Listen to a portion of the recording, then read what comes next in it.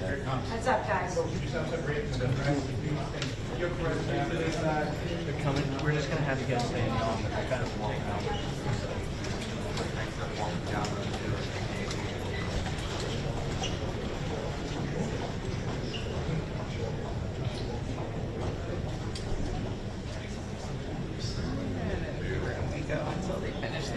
Turning now to the defense request, I look forward to hearing from our Department of Defense witnesses and their discussion on why the supplemental funding is critical to supporting our service members and protecting America's national security. There are certainly divergent views on this committee about the decision to use military force against Iran. The Senate as a body has already taken numerous votes on these issues and will likely continue to do so. But irrespective of our differing views about the military operations, the fact remains that there are must-pay bills and urgent requirements facing the department that affect the ability of our troops to be well-trained and more broadly of the U.S. military to deter and defend against potential aggressors worldwide. I would note that some of the requirements, such as the shortfalls in munitions, have been well known to this committee for some time, and prior to the conflict with Iran, there has been bipartisan support to address these shortfalls. While these munition shortfalls have been years in the making, they are growing increasingly urgent. We should not undermine the readiness of our service members for any engagement or refuse to rebuild critical capabilities. Our men and women in uniform do not decide where they are sent or the missions to which they are assigned. Congress has a responsibility to ensure that they have the tools, the training, and the support that they need to accomplish their missions. On the topic of our service members, I would be remiss if I did not note that since January of last year, the department has removed a number of senior generals and admirals from their positions, blocked or altered promotion lists across multiple services, and intervened in several senior assignments. A recent New York Times story reported that about 40 senior officers were removed from promotion lists, and more than 24 generals and admirals were fired or sidelined, including Admiral Lisa Franchetti, the first woman to lead the Navy. The Times further reports that more than half of those fired or removed have been female or Black, and that for the first time in more than a decade, no active duty female naval officers are likely to be promoted to admiral. I find this deeply troubling. These are men and women who volunteered to serve our country and swore an oath to support and defend our Constitution. Over the course of their careers, they have earned the support and the trust of their commanders and subordinates, led our men and women in uniform, and were selected through rigorous command and promotion boards. They have served under presidents and defense secretaries from both parties. Reports that women and people of color are disproportionately fired or sidelined create the impression that their service is not valued. This is likely to discourage well-qualified women and individuals of color from joining our armed forces, thus depriving us of their talent, dedication, and patriotism. The United States military is one of the greatest meritocracies in the free world. We need to make sure that it stays that way. I now recognize Vice President Murray for her opening statement. Thank you very much, Chair Collins, and thank you to all of our witnesses who are here today. I first, too, do want to acknowledge the loss of one of our colleagues on this dais. Like so many, I was very shocked and saddened to learn of Senator Graham's passing. We disagreed on many issues, but there was no denying the energy that Lindsay brought to this job. And whenever we could, we found common ground and managed to get something done. So I just wanted to express that my heart goes out to his family, friends, and loved ones today. Now, I want to start with a few facts. 143 days ago, President Trump started a war of his own choosing with Iran. He did not consult Congress. He did not get authorization from Congress. He did not build a coalition of allies. He did not make a case to the American people, nor did he ever win their support. 2/3 of Americans opposed the war. And the president's decision had catastrophic costs. 17 American service members have now died. And that includes 3 who tragically lost their lives over the last few days, and another is still missing.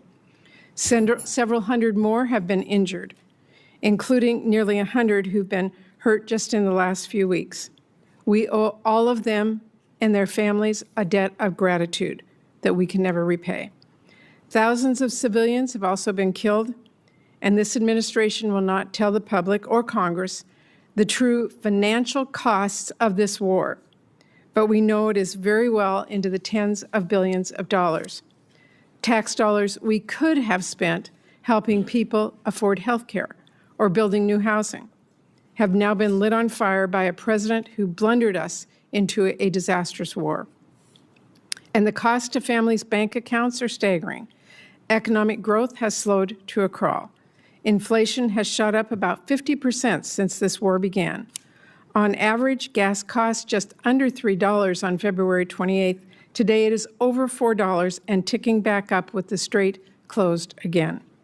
Americans have now paid more than $70 billion more on gas since this war began. That is over $550 more per household. Fertilizer costs skyrocketed in the middle of spring planting, crushing farmers operating on extremely thin margins and costing families more on just about everything they buy at the grocery store. The costs of this war have been astronomical. And what has it been for? What has actually been achieved? We hear a different rationale for this war every few days. It was about preempting imminent threats, which we now know did not exist. It was about regime change, then liberating the Iranian people. It was about destroying Iran's nuclear program and its Navy.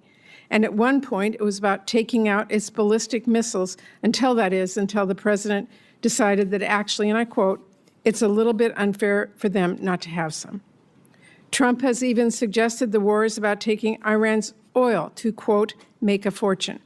And now the United States' primary strategic objective seems to be to actually just reopen the Strait of Hormuz, which of course was fully open, toll-free, before this war began.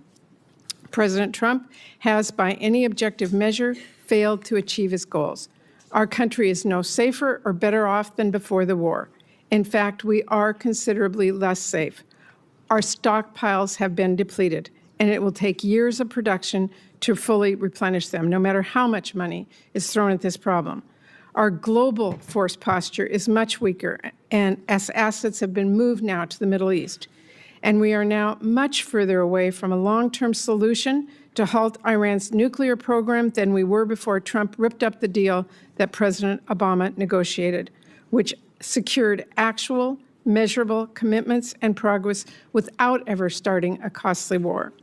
In fact, there are new reports that Iran may have moved nuclear assets into a mountain bunker, which raises concerns about whether Iran might restart its program.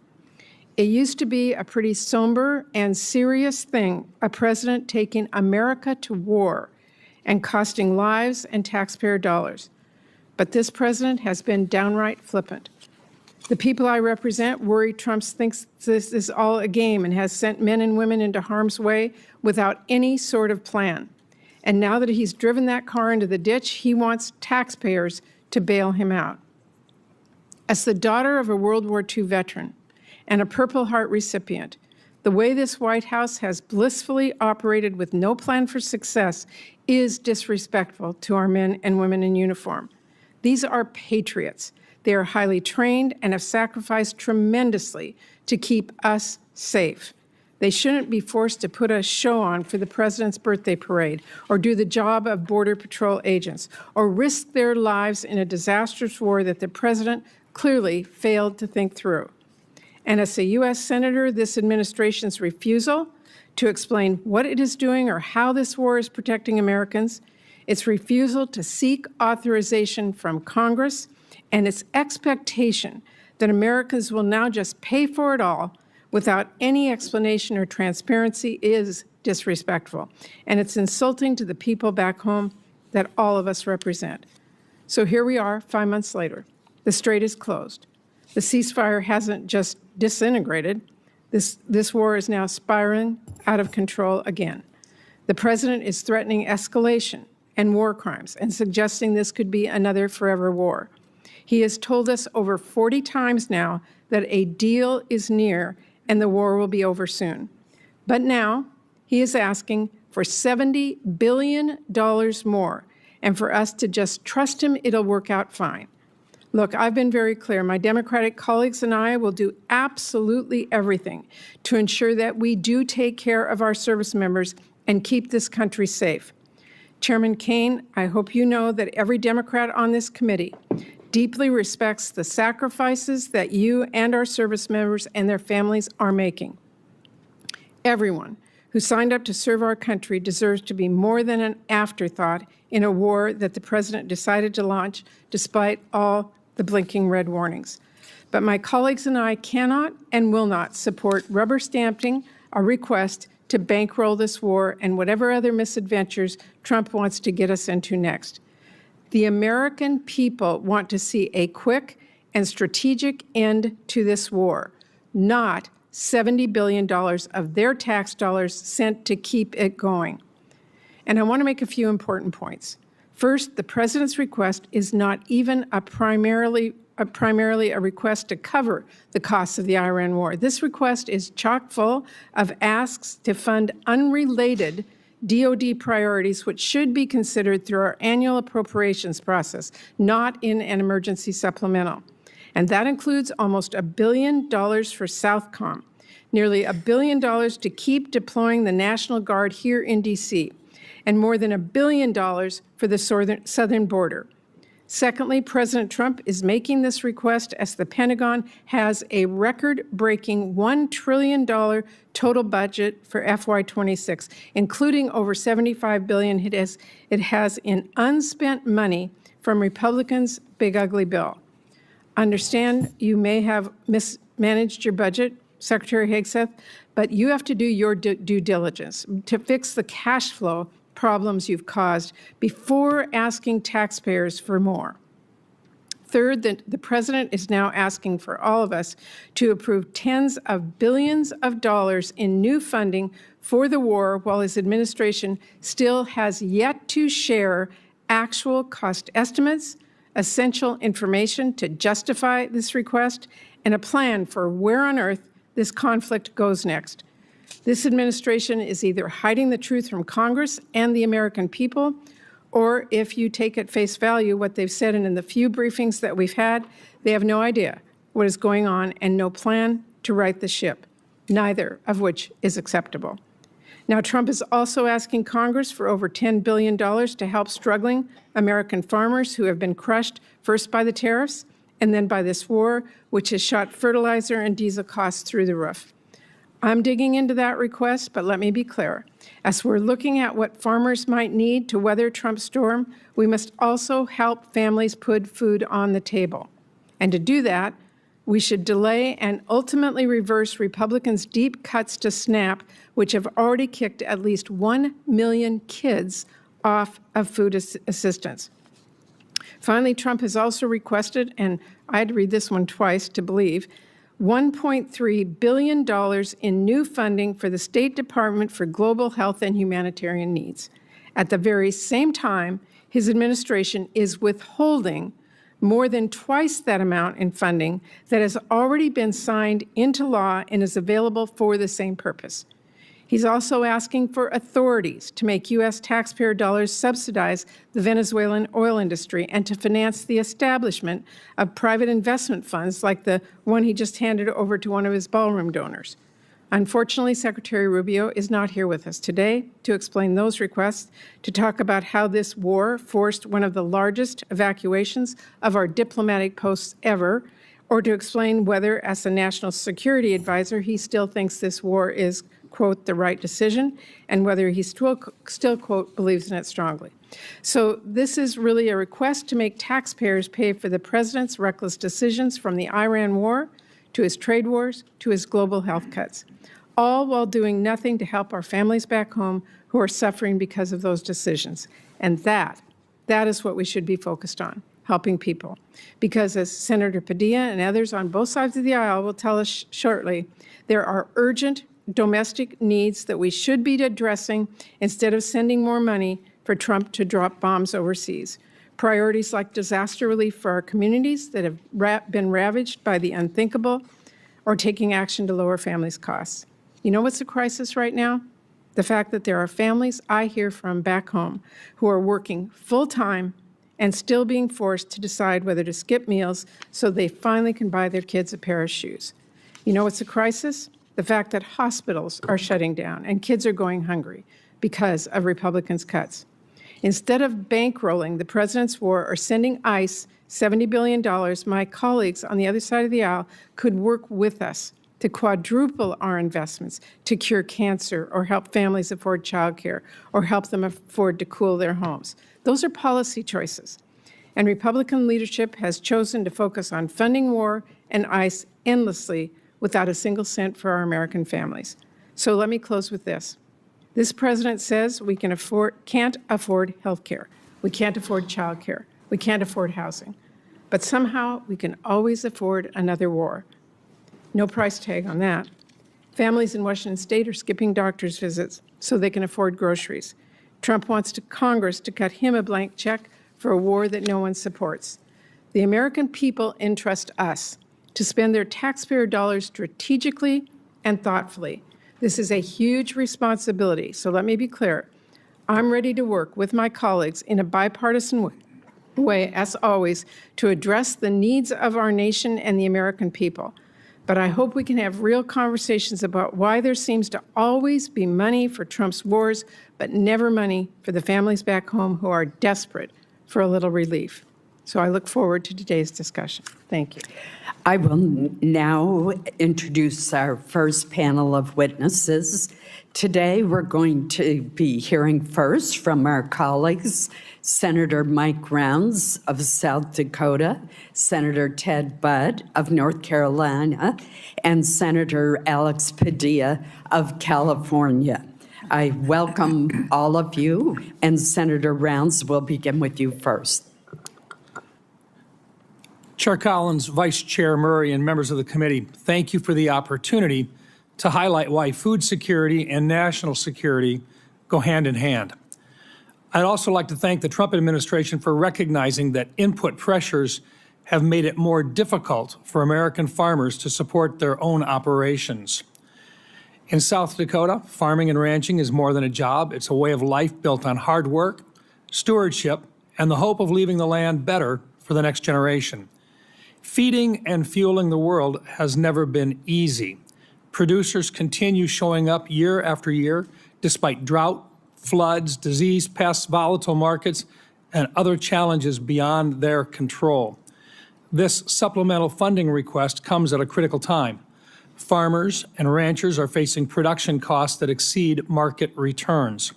Higher fertilizer, diesel fuel, seed, equipment, and crop protection costs, coupled with retaliatory trade practices and continued market uncertainty, have put enormous financial pressure on producers. Specifically, the projected loss per acre across the country in 2026 for corn is $131. For cotton, $342. For wheat, $114. And for soybeans, $80. While we work to strengthen America's ability to produce more of what we need here at home and reduce reliance on foreign supply chains, Congress should provide stability so producers can remain in business and continue producing the best food and fuel in the world. Today's threats extend well beyond weather and markets. Foreign adversaries, cyber threats, industry consolidation, arbitrary standards, and unfair trade practices impact farmers' ability to produce food, fiber, and fuel. Food security, energy security, and national security are connected. We also have an opportunity to strengthen both agriculture and energy security by permanently authorizing voluntary access to nationwide year-round sales of E15. Giving consumers the option to choose a higher ethanol blend would increase domestic fuel production, expand markets for corn growers, reduce reliance on foreign energy sources, and provide families with lower cost options at the pump. Given the significant defense investments included in this supplemental, I also want to emphasize the importance of fully funding our national defense.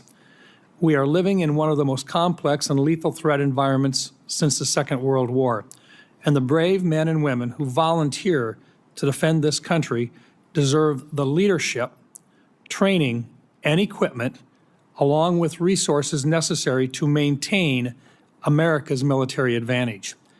Protecting America's food supply, energy supply, and national defense are not separate priorities. They reinforce one another. This supplemental provides needed assistance to help farm and ranch families endure today's economic challenges, while Congress and the administration continue advancing long-term policies that strengthen American agriculture. I urge my colleagues to support this supplemental request to provide stability to our ag producers at this time. Thank you, Madam Chair. Thank you, Senator Rounds. Senator Budd. Chair Collins, Vice Chair Murray, members of the committee, thank you for the opportunity to testify this afternoon to provide a voice for the people in Western North Carolina.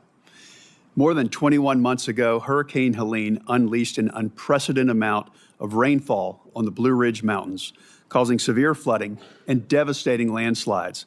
The storm left behind tens of billions in damage.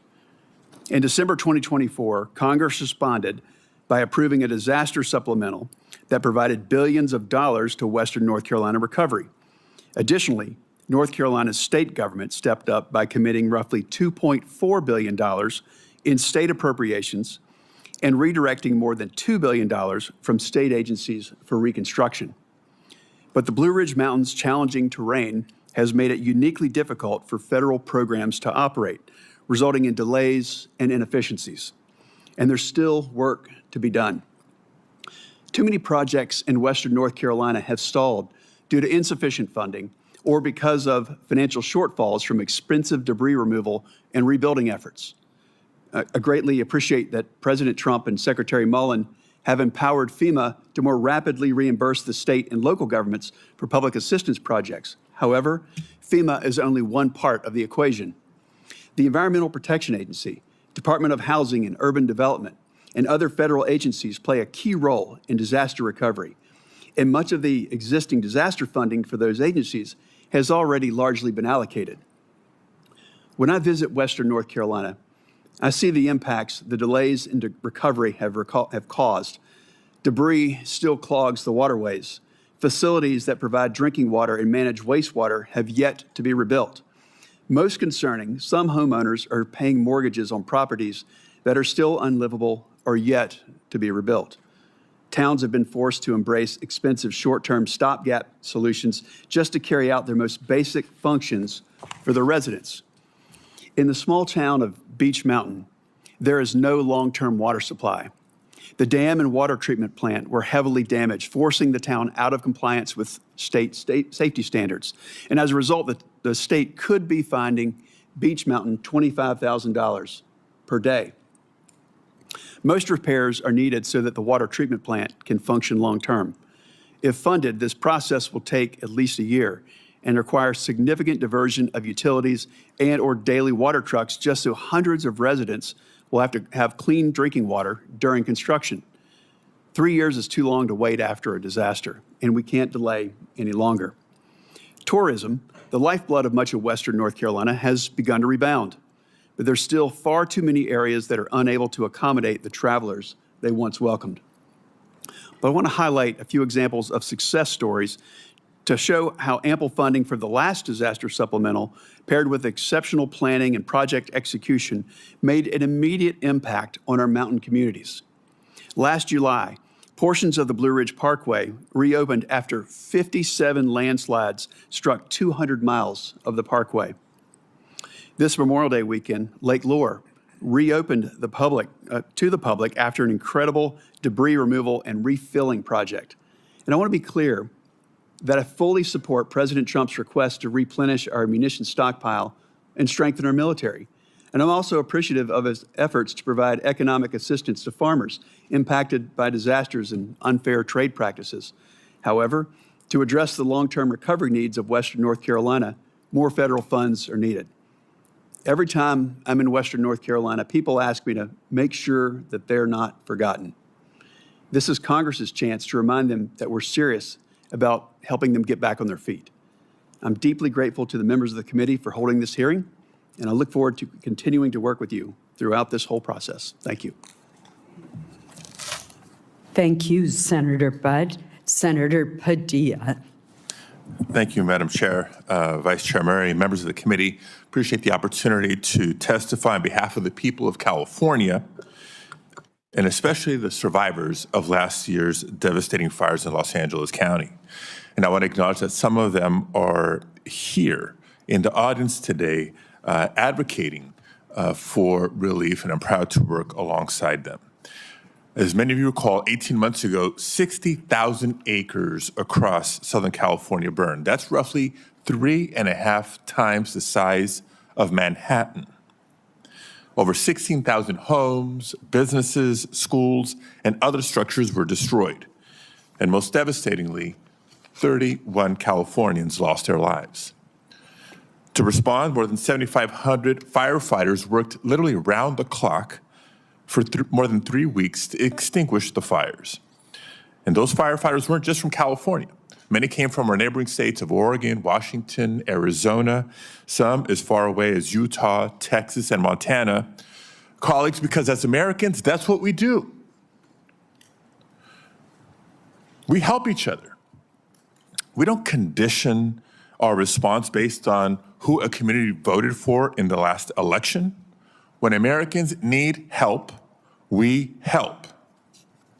Now, walking around the Palisades and the Altadena communities during the fires and after the fires, you couldn't help but be moved by the scale of the devastation, the images of nothing standing but a chimney amongst a pile of ash. Cars literally melted into the streets or the drivers where they had been parked. In the wake of disasters like this, Congress has historically come together on a bipartisan basis to provide aid and long-term recovery funding to help communities recover and rebuild, regardless of whether the disaster was in a state represented by Republicans or Democrats. But instead of following that historical practice, this administration has left California waiting for more than 1.5 years, while asking Congress to fund hundreds of billions of dollars for other purposes. I want to be crystal clear. No disaster-impacted community, regardless of where it is located, should ever be held hostage or treated as a bargaining chip for other political priorities. Californians in Altadena and the Palisades have now waited more than 18 months. Yet long-term recovery funding is still absent from even the administration's request. Instead, it asks taxpayers to spend hundreds of billions of dollars more on a war that Congress has never authorized, a war that's raising gas prices, worsening supply chains, making our country less safe, and for which 17 service members have already paid the ultimate sacrifice, with many more seriously injured. Now, we know this committee can address disaster relief without tying it to a laundry list of unrelated priorities because it's done so many times before, including as recently as December 2024, when the committee on a bipartisan basis passed more than $100 billion of relief. There's no reason we can't do it again. Colleagues, we must reject the premise that it is okay to keep survivors waiting for help because the president, any president, decides they need something else from Congress to get it. To that end, I do want to thank my colleagues, Senators Tillis, Schiff, and Curtis, for joining me in sending a bipartisan letter to the committee just yesterday, supporting long-term disaster recovery funding. Madam Chair, I'd like to enter this letter into the record at this time. Thank you, Senator Padilla. I'm not done. I just want to enter the no. letter to the record. Without objection, Thank you. it will be. And I'll be wrapping up soon here. I also want to reiterate what I said earlier. We know the next disaster is coming. Anyone who stepped outside of Washington this last weekend or across at least a dozen states saw and breathed the very impact of wildfires. And it may be Canada now, but it's going to be one of our states next. As of last week, the federal government has already spent over $3.3 billion in wildfire suppression this fiscal year, even though the peak of fire season is August and September. That's still ahead of us. That should concern the committee. We cannot allow wildfire suppression funding to run out before the end of the fiscal year. So in addition to the long-term disaster recovery funding, I urge the committee to examine the need for emergency suppression funds as well. And I would note that the Fire Fix, which has provided a steady resource for fighting wildfires, will expire in fiscal year 2027. Congress needs to extend and increase that funding to ensure firefighters have all the resources they need to respond to the ever-growing threat of wildfires. I'll close by reiterating what I said at the outset. Disasters do not distinguish between red states and blue states. And when it comes to disaster aid, neither should Congress. So thank you again for holding this hearing and allowing me to be a voice for my constituents and for disaster survivors across the country. I look forward to working with this committee to ensure that everyone has the resources and support that they need to recover and rebuild, regardless of which state they call home. Thank you very much. I appreciate the testimony of the entire panel as we consider the supplemental submitted by the administration. Your testimony is very helpful to us. Thank you. I will now ask that our second panel of witnesses come forward.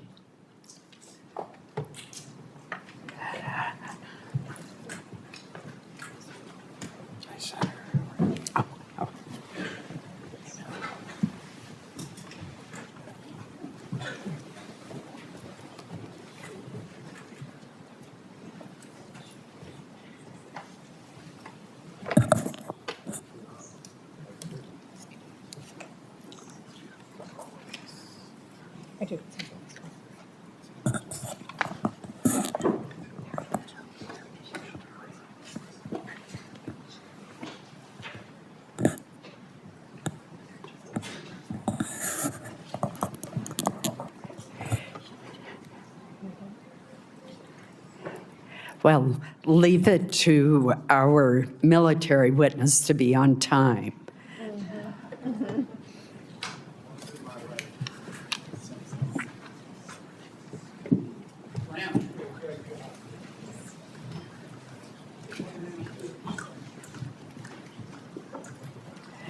While we are waiting for our second panel to be seated, let me introduce them.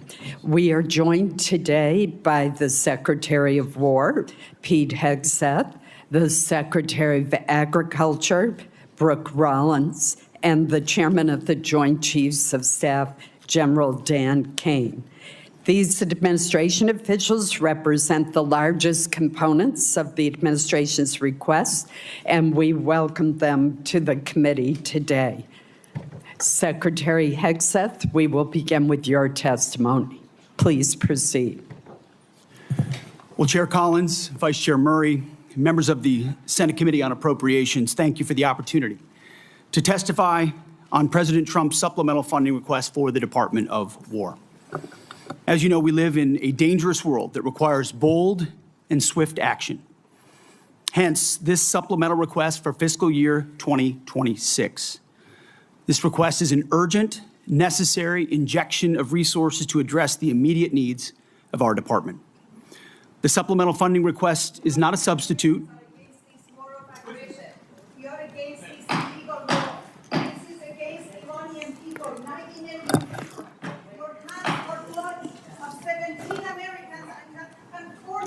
The witness will suspend until order is restored in the committee room. I know that individuals feel very passionately, but we must have order in the hearing room so that we can proceed. We're now going to move forward with our hearing, and Secretary Hegseth, please proceed. Thank you. The supplemental funding request is not a substitute for the President's full $1.5 trillion base budget request. $1.5 trillion. Stop bombing our children in Iran and Palestine. This is illegal. Mr. Secretary, please suspend until order is restored in the hearing room. We will begin the timing clock since you've been interrupted twice.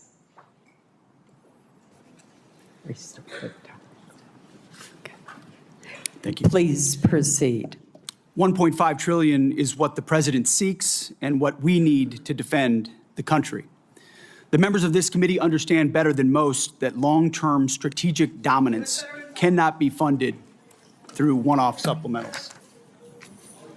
Veterans call for end to this war right now. We will have order in the hearing room.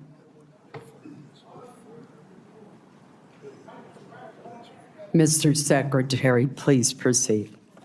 Collectively, the budget proposals submitted under President Trump follow a simple logic.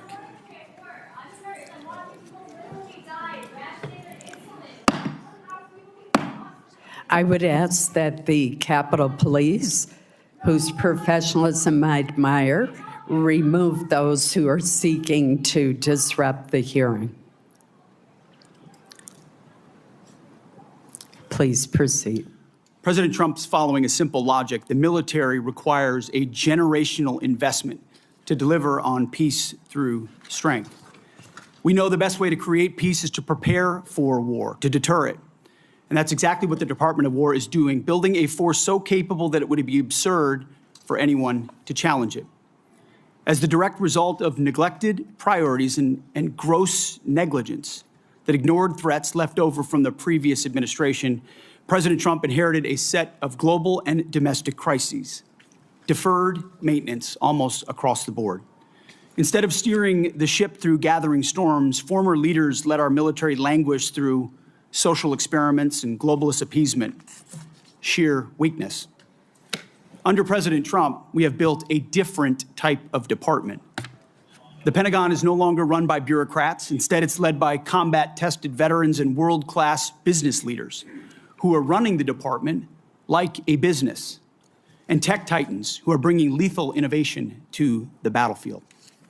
We're also at a different moment, and we cannot afford inaction. If we don't make critical investments right now in tech, in compute, in AI, in autonomy, in space, our adversaries who are already making these types of investments could outpace us. Without these funds, we face critical shortfalls that threaten our ability to also simply pay our service members, rapidly replenish equipment and munitions, and sustain vital operations without disruption. This supplemental request serves two purposes: sustain our military readiness to meet this year's new demands, and accelerate critical capabilities to replace and augment those we have used in contingencies. But make no mistake, this is not a one-for-one replacement. We are upgrading and we are modernizing across the force. On the readiness front, we requested $21 billion. This will fund military pay, replace much of the equipment utilized during recent operations, sustain forward deployed forces, and grow personnel and strength while stabilizing mission-critical fueled shortfalls and supporting the National Guard. On the capabilities side, we requested $46 billion. These funds will expand production lines and accelerate delivery of high-demand munitions. We're talking about solid rocket motors, JDAMs, hypersonics, and counter-drone capabilities.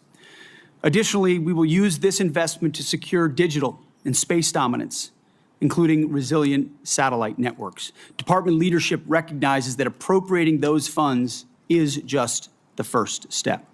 Once funds are appropriated, or apportioned, to the department, we need to promptly execute on them, and that's why we're requesting targeted legislative authorities, like transfer authority, to prioritize our greatest needs and opportunities, multi-year procurement for weapon systems, revolutionizing the speed and scale of munitions procurement, and New START authorities.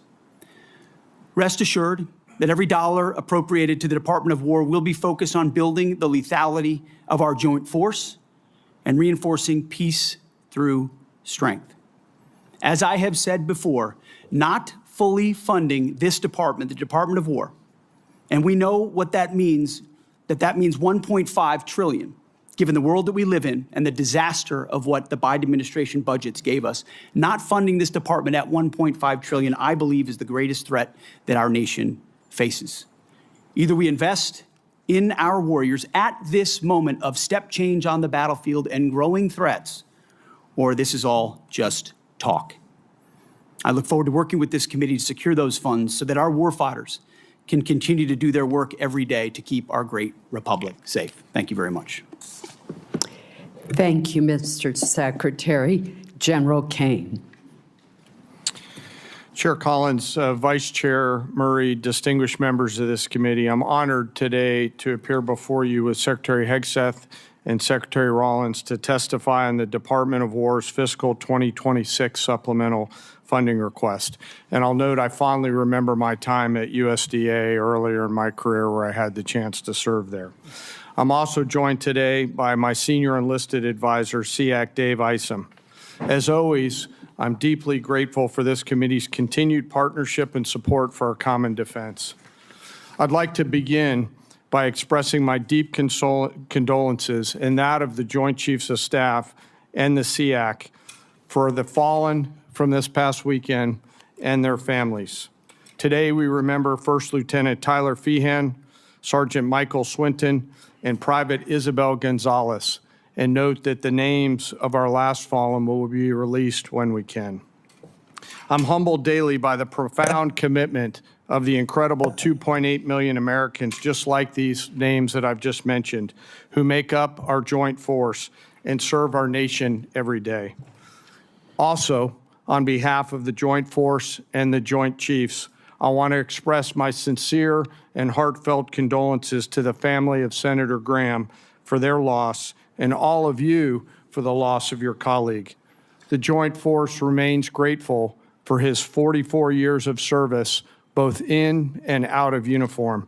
There is no doubt he made a difference to the safety and security of our nation. On July 22nd, 1940, General George C. Marshall said, and I quote, "For almost 20 years, we had all of the time and almost none of the money. Today, we have all of the money and no time." His words resonate powerfully with me today as we find ourselves in a somewhat similar situation. I've come to you today to request the necessary funds while in the window of opportunity, while time is still on our side. The United States of America faces a global list of military challenges in the Middle East, in Europe, in the Pacific, both nuclear and non-nuclear challenges, and the continued threat of terrorism. We find ourselves living and leading in complex and dynamic times. Our adversaries are aligning in their interests, creating simultaneous challenges across multiple domains. They are sharing intelligence, combat capabilities, and technology that is accelerating the speed of war. It is an imperative that Americans understand that the character of war is changing. Advances in technology are fundamentally and irreversibly changing the way we fight, which necessitates capital to properly arm America's military. Rapid advancements in AI, autonomous systems, deliver critical technological advantages to our national defense and simultaneously introduce unprecedented strategic vulnerabilities and uncertainty across the world, to include right here at home. The low barrier to entry created by affordable, ubiquitous, unmanned systems means our adversaries, rogue actors, state and non-state actors, and violent extremists have access to disruptive and potentially lethal technologies at scale. We've seen this in Ukraine, and we must adopt elements of this fight for our future fights. Conflict is never confined neatly to the land, sea, or air domains. The modern battlefield stretches from the seabed up to cislunar space and beyond, cyberspace, and in the information domain, all at the same time. Our nation must be prepared to fight and win across all of them, all the time, all at once. In addition, the light speed at which information travels now has compressed our leaders' decision space, taking what was once days or weeks in World War II down to milliseconds. Your joint force must be ready because the United States military is America's greatest insurance policy. And I acknowledge all of us find it difficult at times to pay for insurance before we need it. But we must have insurance before the storm comes. The Armed Forces of the United States of America serves as our nation's ultimate safeguard and our insurance policy to preserve, protect, and defend our national interests, security, and prosperity. To uphold this responsibility, we require predictable and consistent funding. This will allow us to partner effectively with our defense and national industrial bases, building on acquisition reforms that guarantee our warfighters receive capabilities at scale before they are required in conflict or combat. I'm struck by this season of American history we find ourselves in, and I continue to ask myself, if not now, then when? And if not us in this room and the rest of the Congress and the nation, then who? I acknowledge the environment we all serve in, but always remember that we are all Americans with deep and abiding love of our nation and our military service members and their families. I've come today to ask for your help and your support. America's armed forces need $1.5 trillion to meet the military challenges of the future. This supplemental is a part of that, and to be allowed to use this capital to pay for military personnel, operations and maintenance expenses, and accelerate investments on critical technologies, as the Secretary just mentioned. It is critical that we stay ahead of our adversaries, and we must have the funds before we're out of time. In closing, I ask all of us to remember our deployed service members around the world right now, especially our Army teammates who remain deployed after losing their friends and teammates this past weekend. And I again ask all of us here in the Senate and across the American people to never forget our fallen and their families who continue to show us what courage, tenacity, grit, and commitment to the nation looks like. Thank you very much, and I look forward to your questions. Thank you, General. Secretary Rollins. Thank you so much, Chairwoman Collins, Ranking Member Murray, and distinguished members of the committee. Thank you for the opportunity to appear before you today. Let me begin with the bottom line up front. The United States Department of Agriculture is joining today the United States Department of War in a fight for America and for American flourishing. After all, defending America's ability to feed and fuel and clothe herself is defending America, full stop. This can be easily forgotten. For centuries, we built farms and ranches and transportation that fed not only America, but the world too. For a long time, that prosperity made America strong and made America safe. But across the past 100 years, and especially across the last administration, we took that source of strength in war and peace, our farms and our ranches, and the communities that surrounded them, and we hollowed them out. We made them weak, and we put them on the precipice of decline and extinction. We sent our food production overseas. In fact, 2023 was for the first time a significant net importer of our food for America. And in so doing, we replaced American production with massive amounts of imports.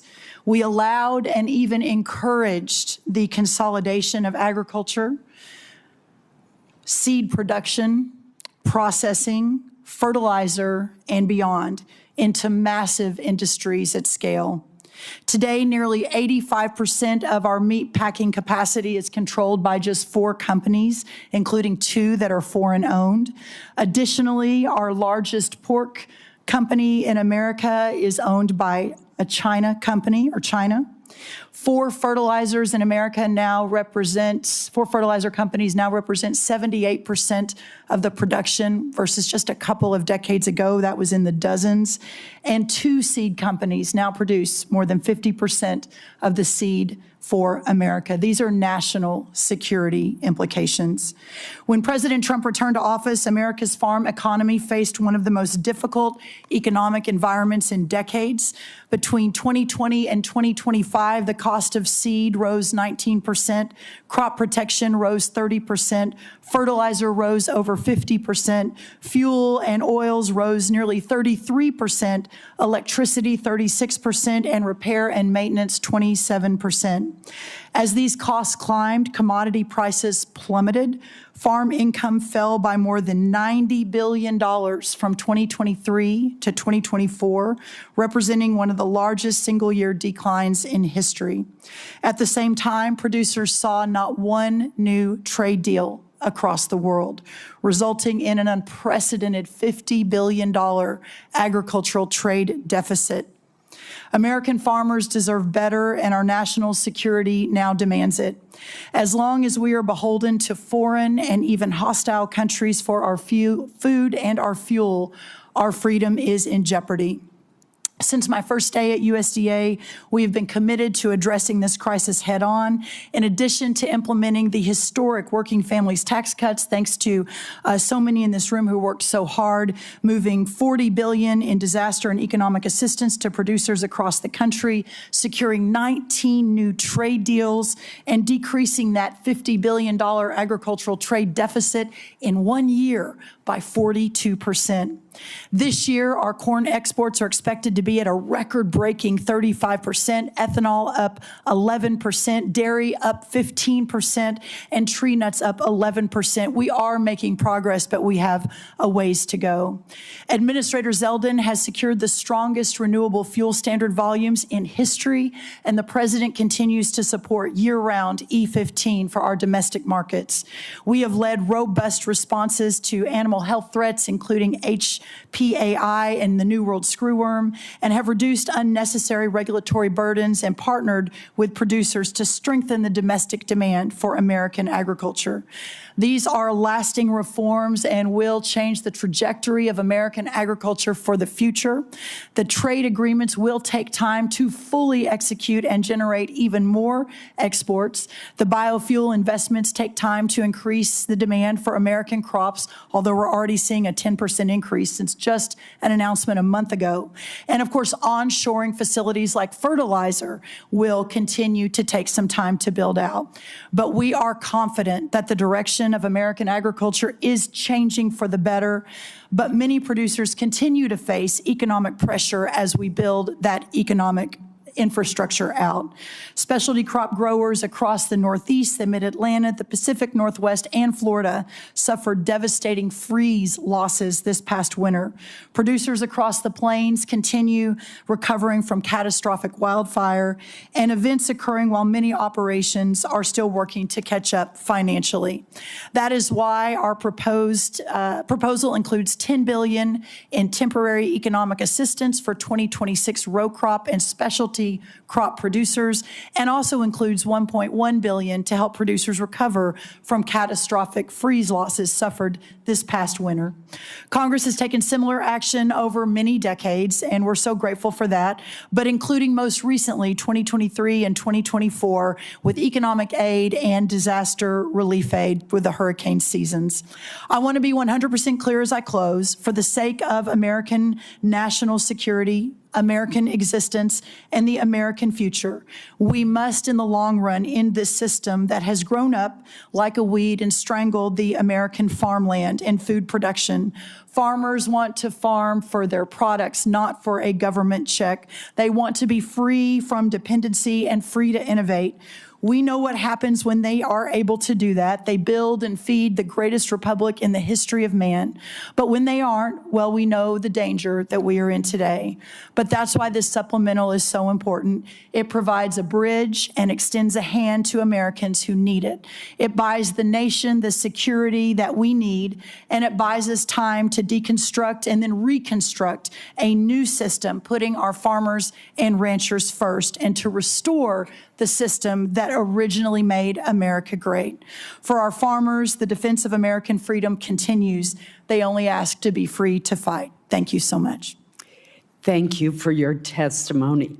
We will now begin with questions for our witnesses. As you can see, we have a very full attendance of committee members today, so I would ask that all of our colleagues to please keep track of the clock and stay within the allotted 5-minute question time. With that, let me begin. Secretary Hegseth, General Caine. Members on both sides of the aisle have questions about the authorization strategy, objectives, and conduct of operations in the Middle East. Regardless of our differing views, the fact remains that there are must-pay bills and urgent requirements facing the department that affect the ability of our military to deter and defend against potential aggression worldwide. Portions of the supplemental request go toward paying these bills and are necessary to restore readiness, repair, or replace battle damage to aircraft, ships, or bases, and address urgent munitions challenges. I understand and am told that some military services face near-term solvency challenges. What will be the impact on our troops if additional funding is not provided? Are there military exercises, for example, that are at risk of cancellation? What message will we be sending to the world? Secretary Hegseth, either you or Senator or General Caine. Chairwoman, I very much appreciate that question, and it's because it's connected to the real-world realities of this budget cycle. There is training right now and training in the future that would have to be curtailed if we do not get our budget needs met and met urgently. And yes, some of that has to do with the current budget cycle and how things come together. But we are a department that for 4 years met funding shortfalls under the previous administration. It was not a priority to fund the Department of Defense under Joe Biden. It also took the munitions and a lot of there were 5 supplementals out of this committee that took munitions one for one and sent them to Ukraine and had tried to replace them with the same bureaucratic process that was too slow and didn't replace them in real time. And then there were threats that were ignored around the world. So you're looking at a lot of negligence and a lot of deferred maintenance that this department is having to catch up on. And so that's why I call this a generational investment. It truly is. This is $1.5 trillion budget with this supplemental being part of it, is how we catch up and get ahead and ensure in the process we're putting soldiers and sailors and airmen first, Marines first, Guardians, that their pay increases, that the end strength increases that have gone up because recruiting is at historic levels are fully funded. So rather than trying to play catch up and make sure we're not losing training, we should be ahead of that curve. And that's where we think 1.5 trillion can get us. Thank you. Senator Caine, Senator, I keep calling you Senator, General Caine, I'm going to ask you to respond for the record because in my remaining time, I do want to ask Secretary Rollins a question. Secretary Rollins, as we heard from the previous panel, our country has many outstanding recovery needs from disasters and other weather-related events over the past 2 years. As this chart shows, and this is a chart from your department, many have unmet weather-related agricultural losses. In Maine, many of our producers are struggling amid a combination of market volatility and disaster conditions last year, which included excessive rainfall in the spring, followed by a severe drought. They need relief. Yet the administration's supplemental request does not include funding to address these recovery needs. It does have $1.1 billion to help Florida agricultural producers rebound from a severe freeze this past winter, but nothing for prior disasters in other states. Can you explain USDA's thinking behind focusing your request just on the 2026 freeze rather than on the 2025 disaster declarations that you made? Yes, Senator, thank you for that question. Obviously, the discussions that went on over at OMB and with our teams continue, but what I will say is we are obviously 100% in support of any sort of disaster relief program for our farmers, whether it's hurricane, tornado, drought, freeze, et cetera. So look forward to working with you on that and specifically understanding the larger context here that there's a lot of farmers, a lot of producers who are really hurting, not just in Florida and not just from the freeze. So it's important that we work together to solve for that. Thank you. Senator Murray. Thank you, Chair Collins. Secretary Hegseth, your department received $150 billion last year in the Republicans' Big Beautiful Bill. It also received a record $839 billion for fiscal year 2026, more money than you asked for last year. Combined, that is a $1 trillion budget for the year, and as I already mentioned, your department has yet to spend half of the reconciliation funds. And despite that, you are here today asking for tens of billions of dollars more for things that you've already asked for in your FY27 request or that have nothing to do with Iran. This administration has tried to sell this as an emergency request, but it may be better understood as an attempt to skirt the normal appropriations process. Here are just a few of the things requested in this Iran supplemental. $800 million for the National Guard to patrol D.C. even longer. Over $1 billion for the Army to patrol the southern border, which is DHS's job. $900 million to support the administration's illegal boat strikes in the Caribbean. Over $18 billion for munitions, which you've already requested in your FY27 budget request. And $1.7 billion to pay for your decision to recruit more people than the services need, which was not contemplated by the FY26 funding bill Congress recently passed. Now, you've already submitted a reprogramming request on this that our subcommittee is considering now, which really underscores the point I made in my opening remarks that the problem is not a lack of money, but poor planning. So I'll be blunt. The truth is your request does not make a lot of sense. So let me ask you a simple question. Why exactly are billions of dollars more for the National Guard and this administration's illegal strikes in the Caribbean urgently needed for the Iran war? Well, Senator, I wouldn't, of course, agree with your characterization, but why this kind of spending is needed is because of the gross negligence and neglect of the Biden administration inside our department. Ran it like a bureaucracy, abandoned our strength posture around the world, so we're having to reestablish deterrence. You mentioned the end strength numbers, and I will acknowledge that we are ahead of schedule on end strength in recruiting. 8,000 in the Navy, 6,000 in the Army, 4,000 in the Air Force. Because under President Trump, there's been record and historic over 30-year recruiting records inside our department since he won the election, because the American people didn't want to sign up for what Joe Biden was providing our military. Let me and be they blunt. want to sign up for what President Trump is doing in his leadership. And so those are good problems to have that we need to fund, and a reflection of momentum. And this budget will allow us to continue the kind of momentum that gets us ahead. My point is that a lot of this request does not feel like an emergency. And let me move on. Secretary Hegseth, like most Americans, I've had a lot of trouble following this administration's contradictory statements about the war. On April 8th, you said, and I quote, "Their missile program is functionally destroyed, launchers, production facilities, and existing stockpiles depleted and decimated and almost completely ineffective."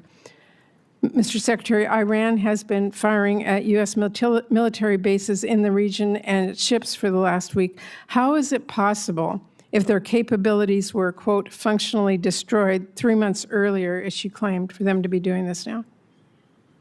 Well, Senator, Iran is at the weakest point militarily it has ever been in the past decade. Certainly, maybe in 47 years, as they've gathered effectively a terror army. And that terror army was built to try to create conventional capabilities to defend against a pursuit of nuclear weapons, which meant thousands of ballistic missiles, many of which we have destroyed, others of which they have put inside facilities and hidden in underground facilities. And that's what terror regimes would do. So I acknowledge they still have capabilities, no doubt. But the amount of damage that we've done to them over the course of these series of operations has put them in the worst place they've ever been. Okay, well, let me move on. On May 5th, you claimed that Iran doesn't control the strait, and you said that there was a, quote, powerful red, white, and blue dome over the strait. If that was true, how did Iran shrink ship traffic in the strait to a trickle again last week?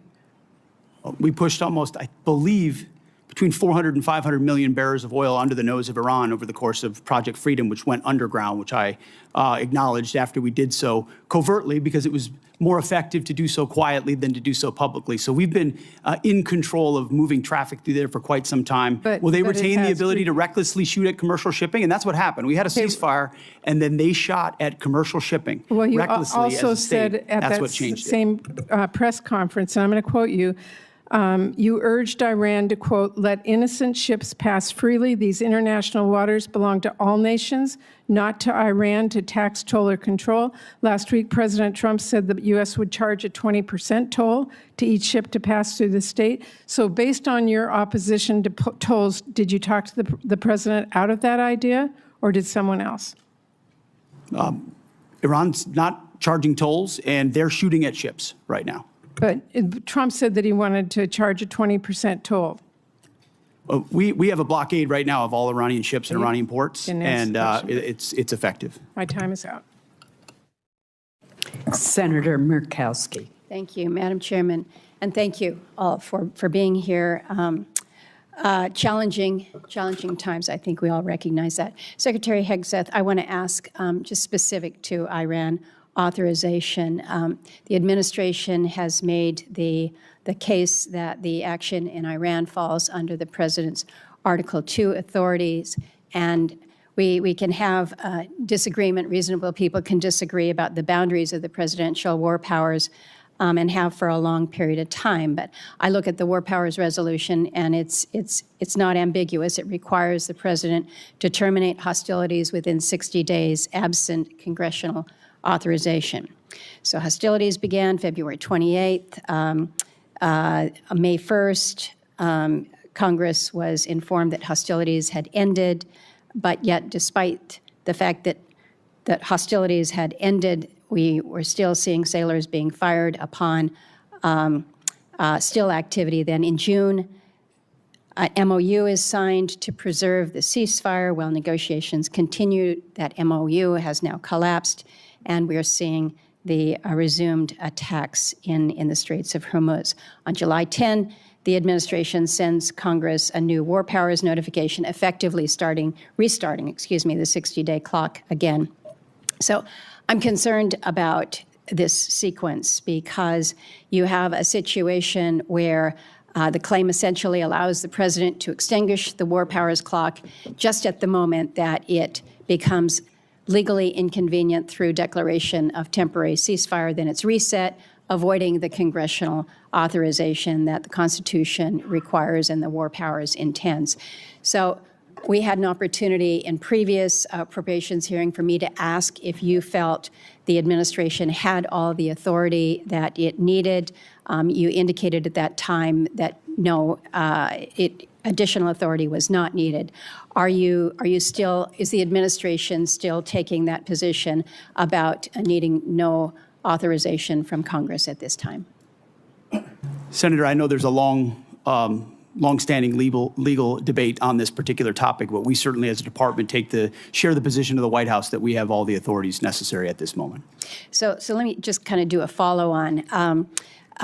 In the Clinton administration, this is 1999, there was an operation that was launched, Operation Allied Force, NATO airstrikes against Yugoslavia. There was not a prior congressional authorization that was sought. President Clinton notified Congress under the War Powers Resolution, and then subsequent to that, sent Congress an emergency supplemental funding request. It was about $6 billion to cover the cost of Kosovo operations. Congress then passed a supplemental package that covered the president's request plus additional military funding. But Congress never passed a standalone authorization for use of military force in Kosovo. When the war powers clock was set to run out then in May of 1999, the Clinton Justice Department's Office of Legal Counsel issued an opinion holding that the supplemental appropriation itself, passed without any authorizing language, satisfied the War Powers Resolution requirement. So is the department looking to that or intending to rely on that same reasoning that funding alone can substitute for explicit congressional authorization? Senator, I would have to defer to our legal department, and we'll get back to you with our views on that. But as of right now, we think standalone Article 2 authorities exist for us to conduct this operation on behalf of the defense of the American people, that the president has those authorities, and seeking this funding is important in pursuit of that and our $1.5 trillion budget. But I wouldn't connect the two without consulting with our legal folks first. In my remaining time, let me turn to you, Secretary Rollins. I appreciate that you have acknowledged that fishermen are farmers of the sea.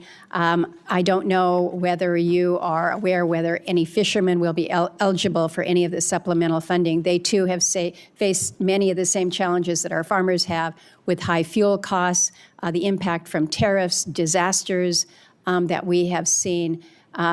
In the 15 seconds remaining, any help for our fishermen? Well, I remember having the conversation with you when we were going through the process, and my commitment to you and to Senator Collins and some of our others on across the aisle was that it's time for USDA to recognize our fishermen as part of our farmers of the sea. That's never happened before. We now have an office at USDA focused on fishermen. And so I think as you all move forward with the supplemental, the conversation, and obviously up to you all what that looks like, but very supportive of treating our fishermen similarly to the rest of our farmers. Thank you. Thank you, Madam Chair. Thank you. Senator Durbin. Thanks, Madam Chair. Mr. Secretary, I'd like to ask you to help me reconcile some numbers. It's my understanding that this whole supplemental funding request is $87.6 billion, and most of the funding, $67 billion, is for the Department of Defense. Yet we are told the Department of Defense still has $75 billion in unobligated funding from last year's reconciliation package. Is that true? Roughly correct numbers, yes. So you've left some change on the dresser before you prepared to come for this hearing. What's going to happen to that $75 billion? Well, that 75 is, there's plans and designs on that, part of the rebuild of our military, which had to be undertaken. And so the One Big Beautiful Bill gave us specific avenues. I'd have to get you the exact numbers of what that is left to be allocated. Does it have to do with the war in Iran? No, this is rebuilding our military from what was not funded in the past under the Biden administration. So this is from 2026, one big beautiful bill, which helped move the president's priorities like Golden Dome for America, move away from all the woke priorities of what the Biden administration was pursuing, give us a chance to start cutting these deals on munitions, Secretary, all the things that the president wanted us to focus on: shipbuilding, hypersonics. I mean, the Biden administration ignored hypersonics. They just decided to pretend like that technology didn't exist and we shouldn't invest in it. There are things, I don't know what Lloyd Austin did for 4 years. I really don't. Well, I'm sure the amount of neglect, Sure he has the amount questions of about what stale you're doing thinking now. and bureaucracy, Let me proceed, if I it might, was before- staggering when we took I hate to over. So interrupt one you. big beautiful bill gave us a Let me chance to interrupt get your caught speech back for a up. minute, Mr. Secretary. It's my turn to ask questions. I've been listening patiently while you made your presentation. You estimated at one point that the cost of the war in Iran was $29 billion, but then added a caveat that there was a replacement of munitions, for example. Do you have a new estimate about what the war has cost us so far in this, the 5th month of the first year of this war in Iran? Senator, the estimate we have as of today is $37.5 billion. And is the current activity, which we've been told about, the exchange of fire back and forth in Iran, an indication that that number is going to go up in the months ahead? Some of that number captures additional O&M, mill pay, and other that would be anticipated through the fiscal year. So some of that anticipates what costs would be going out in the future as well. So the new number you've given me is what? $37.5 billion. And that represents the cost of the war through what period of time? Through now for certain aspects of it, but also mill pay, O&M, other anticipated costs through September 30th, Senator. General Caine, let me ask you a question. I joined a group of senators, some are here, Senator Rounds, Senator Coons, Senator Shaheen, and met with President Zelensky in Turkey during the NATO summit. He was very explicit in terms of what he needed to win. He feels the momentum in Ukraine is moving to his side, and that he is putting a foot forward instead of back. Is that your feeling?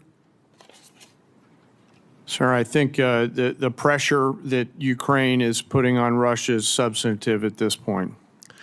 Do you acknowledge his request that we help them with air defenses as a high priority? Sure, I know he's made the request. Whether or not that moves forward is always a debate at our civilian leadership, but I'm aware of that request. Are you aware of the fact that we appropriated and the president signed into law $400 billion of supplemental funding for Ukraine, including money for air defenses? I am, sir. Are you also aware the administration has informed us that that money will not be available in many aspects until the next president is in office? Sure, I'm not aware of that. My that's a understanding was that capital had been allocated, but I'll have to defer to my civilian leadership. No, I'm sorry to tell you the pay plan tells us to be prepared to spend that money in fiscal year 29. The new president, whoever it may be, will make that decision. If you're talking about air defenses and the momentum on the side of Zelensky, what impact will it have if we cannot fund this for 3 years? Sure, I want to highlight that the incredible work that the Ukraine industrial base is doing as they scale their own capabilities. It ranges from their surface-to-air capabilities to their air-to-air capabilities.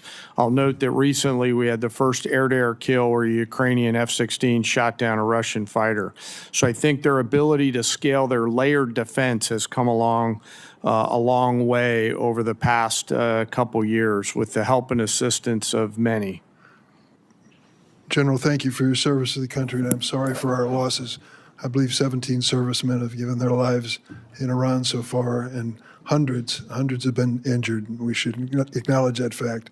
And let me also say, we're at a moment in history where we can win the war in Ukraine. That victory would be critically important for those people who have fought for more than 4 years against the odds and proven they can put Putin back on his heels. But instead of finding the money that they need now for air defenses, we're putting more money into this exchange with Iran, a war of choice which we never should have entered. Thank you, General.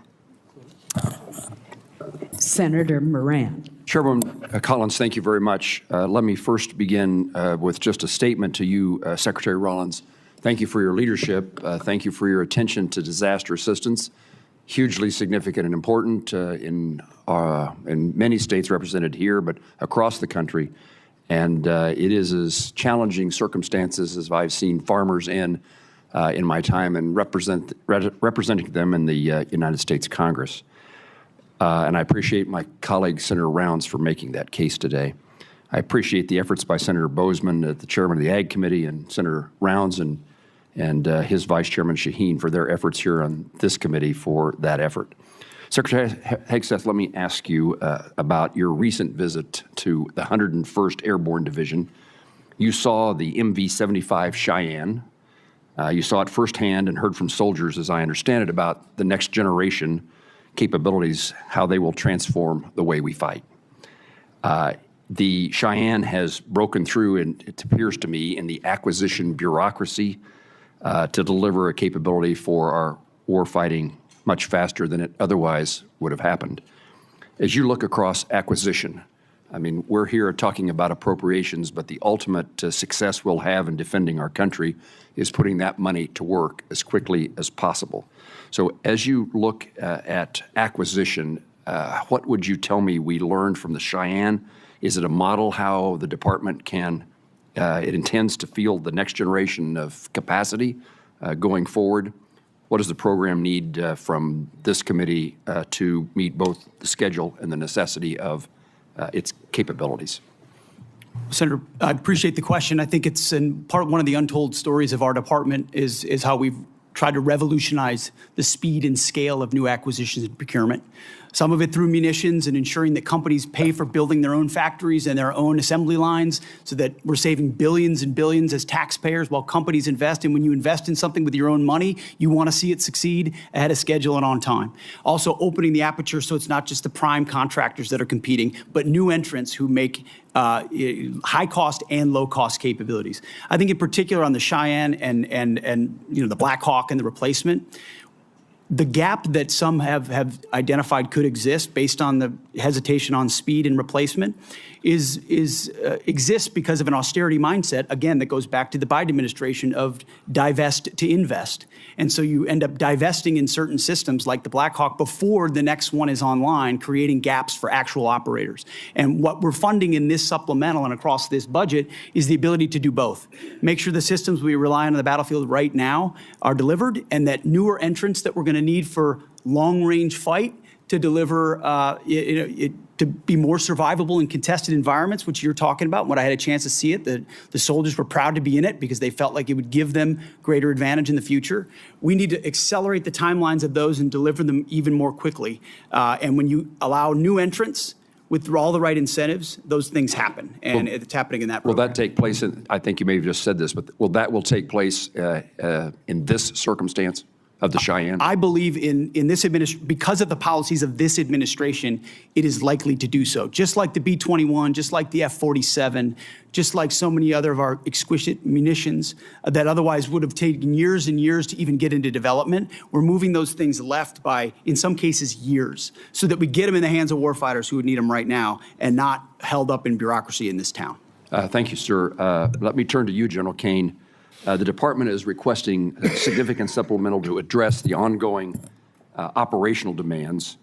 Our adversaries are watching how we resource this moment. Beijing, Moscow, Tehran are all increasingly coordinating their activities and intelligence. In your judgment, do you believe our adversaries view this moment as an opportunity to exploit U.S. commitments elsewhere? And how does this supplemental ensure our deterrence posture and our commitments to allies remain credible in every theater all at once? Well, sir, thanks for the question. In my job, it's to look across the globe and look at the range of trade-offs out there. We are the strongest military in the world. Our adversaries still fear America's ability to project power at the time and place of our choosing. There is no doubt that they are aligning, as I've said before. And I think this supplemental and whatever funding structure the Congress, working with the executive branch, decides to structure and give us the capital, we'll use that capital to ensure that we sustain that, sir. You're assuring us that this supplemental and further efforts will reduce the risks to our nation and its national securities Yes, issues. sir. I view this, and I've spoken to some of you on the phone leading up to this. I view this as future investments to buy down risk, similar to what I said Marshall thought through in those heady days in 1940, where the need to invest capital early to deliver scale is an opportunity that I hope we don't miss, Senator. General, thank you. Thank you, Chairwoman. Senator Reed. Thank you, Madam Chairman. Secretary Rollins, I just want to reiterate a point that Senator Padilla made. We have $10 billion in this request for Midwestern farmers who are suffering because of the interruption of fuel and fertilizers because of the President Trump's war, unauthorized war. Yet, many states, blue states particularly, have submitted requests. Rhode Island has one. February, we had the worst snowstorm in our recent history, and we've been denied by the president. In fact, if you look at the numbers, 20% of blue states seem to get approved and about 80% of red states. I'm making a point, not asking a question. This is unfair. Thank you. Secretary Hegseth, on February 28th, when you initiated this war without authorization from Congress, the Straits of Hormuz was open and providing vital fuel supplies for the whole world. Now they're closed effectively, impacting globally the price of oil and the economies of the whole world. But the Department of Defense has been planning for potential operations against Iran for many, many years, and one of their obvious assumptions was that the Strait of Hormuz could be closed. Were you unaware of that? Senator, you are correct. Nobody plans more and looks at more contingencies than our department. And so, of course, undertaking a historic effort like this, of this scope and scale, of course, the Strait of Hormuz was front and center in every single aspect of that. Hence why one of our key objectives to begin with was to sink the entirety of Iran's Navy, which its conventional Navy was sunk. Now, you can't get rid of every single fast boat and every single machine gun and a fast boat or every single coastal cruise missile. So we acknowledge that if the state decided to become a terror state shooting at commercial shipping, that would be an ongoing and contested part of the battle, to include their willingness to mine international water. So one side weaponized the strait, and we've been fighting back the entire time. Completely aware that the Strait of Hormuz could be closed, and obviously sinking their ships has not affected their ability to effectively close the straits. We had U.S. boats that surrendered to Iranian ships under the Biden administration. So their Navy was effective in expeditionary ways in the past. We're talking about a war you started, not a situation in which oil was flowing freely. There was no conflict. We weren't losing personnel as a result of Iranian actions. So your fallback to the Biden administration is just a very, very obvious excuse for what I think is probably, as you described so often, gross negligence. You did not fully inform the president that you would be in a situation where the Strait of Hormuz could be effectively closed, oil prices could surge, and effectively the Iranians could maintain their ability to strike back as they are right now. They just killed some of our servicemen last weekend. This battlefield and all the dynamics of it, of which the chairman and I are responsible for ensuring the president understands every branch and sequel of what could happen, and we did. So the fact that those contingencies all were part of the possibility, and we understood that, is all the more reason why President Trump deserves the kind of praise he should get for undertaking this effort, having the courage to ensure that crazy Islamists can't have a nuclear weapon to hold us at issue. And he's been willing to stay committed to that regardless of the challenges. So he should be praised. He should be praised for starting a war without authority, creating a situation in which the world economy is suffering tremendously. We have to have extra money for our farmers. And we have no outcome, at least no realistic outcome in sight yet. Let me switch to General Caine. General Caine, these airstrikes have not yet deterred and defeated the Iranians. Do you think airstrikes alone will do that? So I think academically, as you look across the totality of history, air power's got limits, and we always have to be mindful of those. I think where America's area of exclusivity is when we bring the totality of the diplomatic, informational, economic, and pair that with the military, and there's a lot of that work going on, Well, sir. the military, the next step would be escalation by ground combat. Do you anticipate that escalation? Sir, I think it'd be unhelpful for me to opine on hypotheticals. What I can tell you is we always develop an unbelievable amount of options and the associated risks, and then my main job is to always ensure that leaders understand those options and the risks. Now, if you employ ground troops to seize objectives, which I would assume would be the first stage, are you prepared for an extended guerrilla war, which would likely happen in that area? Sir, with all due respect, I think it'd be unhelpful for me to opine on hypothetical situations on whatever decisions the president may or may not take in the future. Have you advised the president that a ground combat would be very expensive in the lives of our soldiers, sailors, Marines, airmen, and also could probably lead to an extended unconventional war in that area? I don't see the Iranians sort of throwing their hands up saying, welcome to Iran. Senator, I always advise the president on a range of military options and all of the risks that are contained within that, but I have to keep my military advice to the president private, sir. Well, thank you. Thank you, sir. Senator Hoeven. Thank you, Madam Chair. Secretary Rollins, I want to thank President Trump, and I want to thank you for including farm bridge assistance in this supplemental request. I know I've worked very hard to get it included. I know you have worked very hard to get it included, and I want to thank you and your whole department for your work on it and for this vital support of our farmers and ranchers. What I want to ask you about, though, is actually crop insurance. The number one risk management tool that our farmers have is crop insurance. And the buy-up option is critically important. It covers 67 million acres, 67 million acres of farmland in this country. It was decommissioned, and we need to get it reinstated. Again, you and I both worked very hard on this. Please update me on where we are in terms of getting that buy-up option for crop insurance reinstated.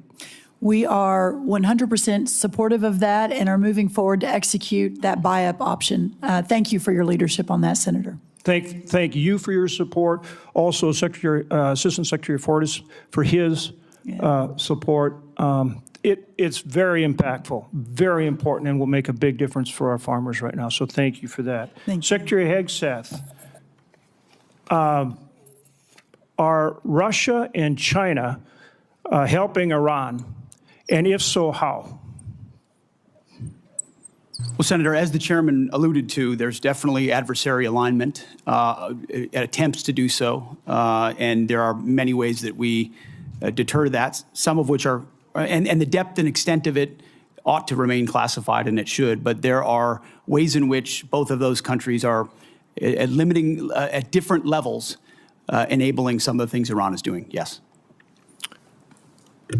General Caine, would you like to add?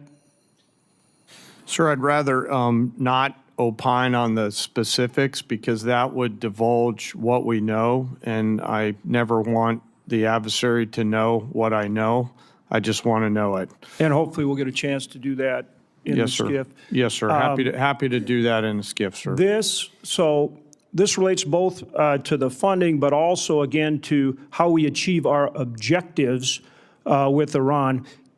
Starting with you, Secretary, can we get to the point, and we're seeing continued, I think, improvement and progress on this, but essentially where we can work, and hopefully our allies they need to step in there with us, but where we get to the point where we can operate in the Strait of Hormuz, but keep Iran blockaded. We're continuing to get better at that, but that's how we they'll never do anything that they say they're going to do. They've proven that over and over. We have to keep the pressure on. But if we can do that effectively, we keep the pressure on and achieve our objectives. Tell us where we are in getting that accomplished. Senator, I think that's a really good point. That's effectively what we did to create the pressure that led to the circumstances of the MOU, which was we're running a route where ships, and we did it covertly, in cooperation with Gulf countries and others who were willing to take some of the risk with our protection and then maintain the blockade. So effectively, Oil's coming in and out, oil prices are coming down, but our blockade is staying and the pressure is mounting on Iran. That's something we have done and can continue to do. We moved into an MOU where Iran said we won't shoot at shipping, and then the IRGC turned around and decided to start shooting at commercial shipping again, at which point the president, I mean, as he should, cannot tolerate that, and so we respond, as he said 10 times, you shoot at ships, we're going to shoot at you overwhelmingly, which we have been doing now for, I believe it's a 10th consecutive evening. So consequences come with the willingness to shoot at commercial shipping. Our blockade has been reimposed and is effectively impenetrable. We got seized a ship inside the Arabian Gulf as well. So there's a lot of different angles to it, a lot of levers we can pull, and ultimately a lot of the strikes that Admiral Cooper and CENTCOM have been undertaking are taking Iran's ability to see and sense away in the Strait of Hormuz, which has tactical benefits for us. And that's what this funding is about. This funding is about making sure that we and our allies can operate in the Strait of Hormuz, which helps bring down energy prices for every single American consumer, and that we force Iran to meet our objectives. Isn't that what this package is all about? This is a peace through strength package. Right. That's what 1.5 trillion has always been about, a generational investment at as the chairman alluded to, a step change moment. We need to be able to do it at speed, at scale, with autonomy, with AI, with exquisite high cost and low cost to be ahead and stay ahead so that you're not just able to do what we need to do in the Strait of Hormuz, but deter adversaries like Russia and China from getting involved in future contingencies. And just General Caine for any follow-up that you would like on that issue. Sir, I wouldn't have anything to add. Okay. Again, thank you, and thank you to all of our men and women in uniform. We appreciate them so much. Senator Shaheen. Thank you, Madam Chair. Secretary Hegseth, since you last testified before this committee, we finally received the spend plan for the $400 million FY26 appropriation for Ukraine security assistance. This funding was passed back in January, and now there are only 3 months left in this fiscal year. And while I appreciate that we now see what most of the funding is intended for, I just heard from the CEO of one of the manufacturers of the defense articles that are contained in the spend plan that they not only haven't received funding, but they haven't even seen a contract. So when are we going to see a contract for those defense articles that are contained in the spend plan for Iraq? I'm sorry, for Ukraine. For Ukraine. Senator, I'll have to get back to you on the specifics of the timeline of that. I'll talk to our policy shop as well as the EUCOM commander to determine where that's at. Well, you've told this committee that you've barely spent half of the $150 billion in reconciliation funding. And if you still have $75 billion available, why are you asking the American people to absorb the cost of a war they don't support instead of asking for transfer authority for unspent reconciliation funding, especially if you can't even get $400 million in Ukraine funding out the door?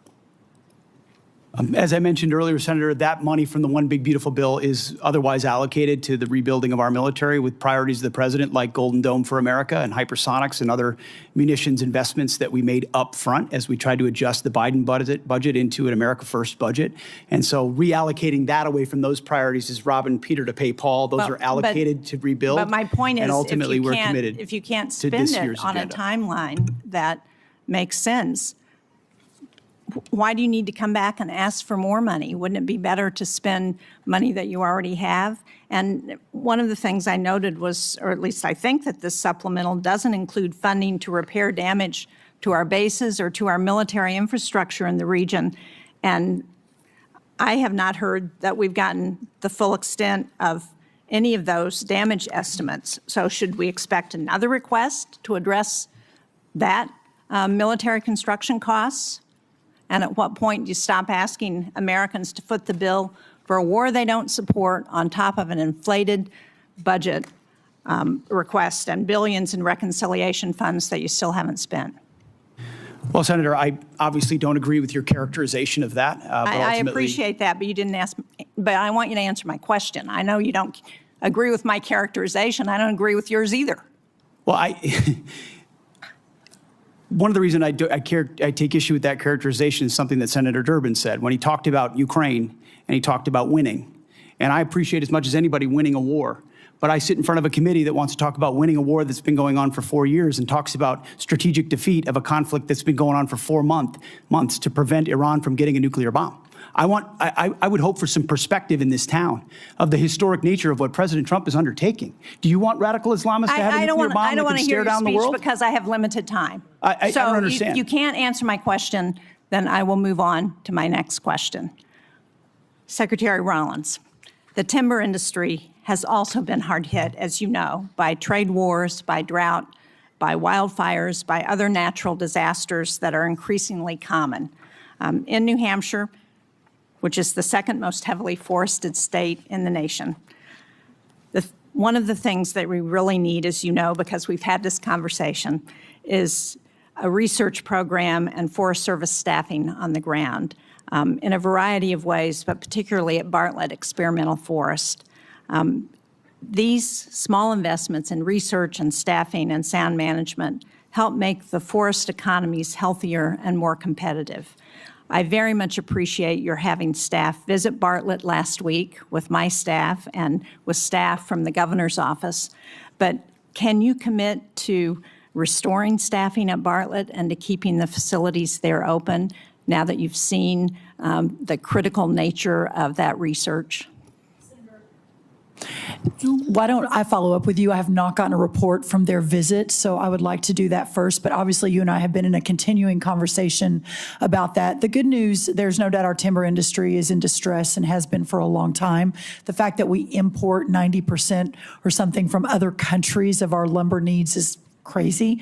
We're changing that. But the good news, we had more board feet sold last year than any time in 30 years. This year, we're going to exceed that target again. So we're making the right moves on this, but there's no doubt that research is important to that, as we've discussed. And I'll follow up with our team, and then we'll reconnect. Thank you. I appreciate that. As you pointed out, research is critical to ensuring that the timber economy continues to be successful. Thank you, Madam Chair. Senator Kennedy.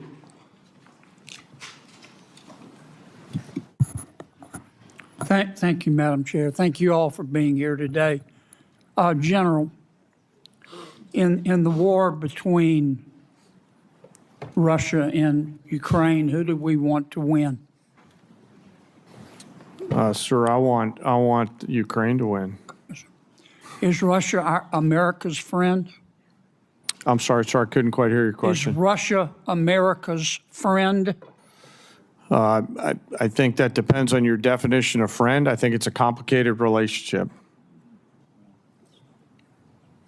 But no, I don't think they're our friends. Thank you. If we could cut off Russia's cash flow,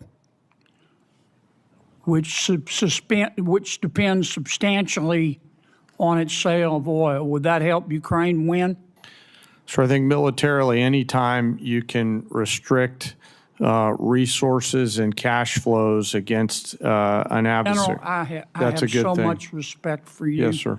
But I have so little time. Yes, sir. I'll try to be Just briefer. Give me succinct answers. Yes, sir. It would assist a. Would help, wouldn't yes, sir. Yes, sir. Okay. If we could stop people, entities, and countries from buying Russia's oil, that would help cut off its cash flow, wouldn't it? Yes, sir. We have a bill to do that, as I'm sure you're aware. We have the votes today to pass it overwhelmingly.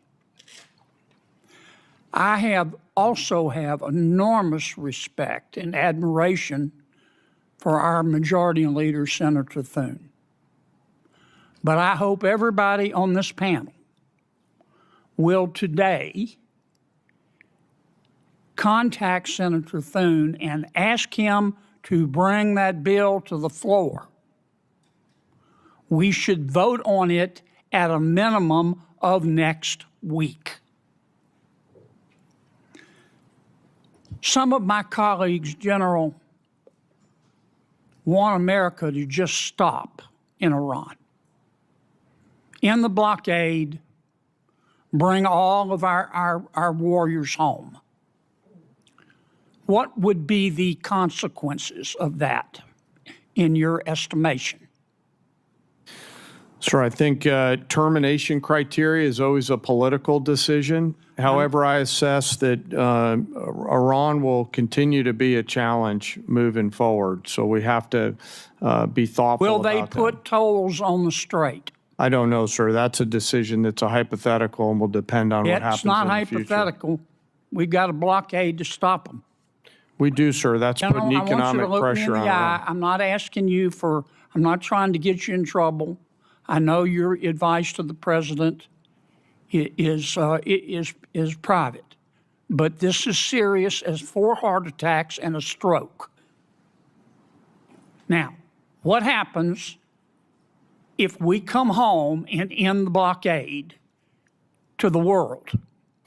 Sir, Iran has the potential to continue to be a threat, and we will need to prepare military Will they options to toll do the that. strait?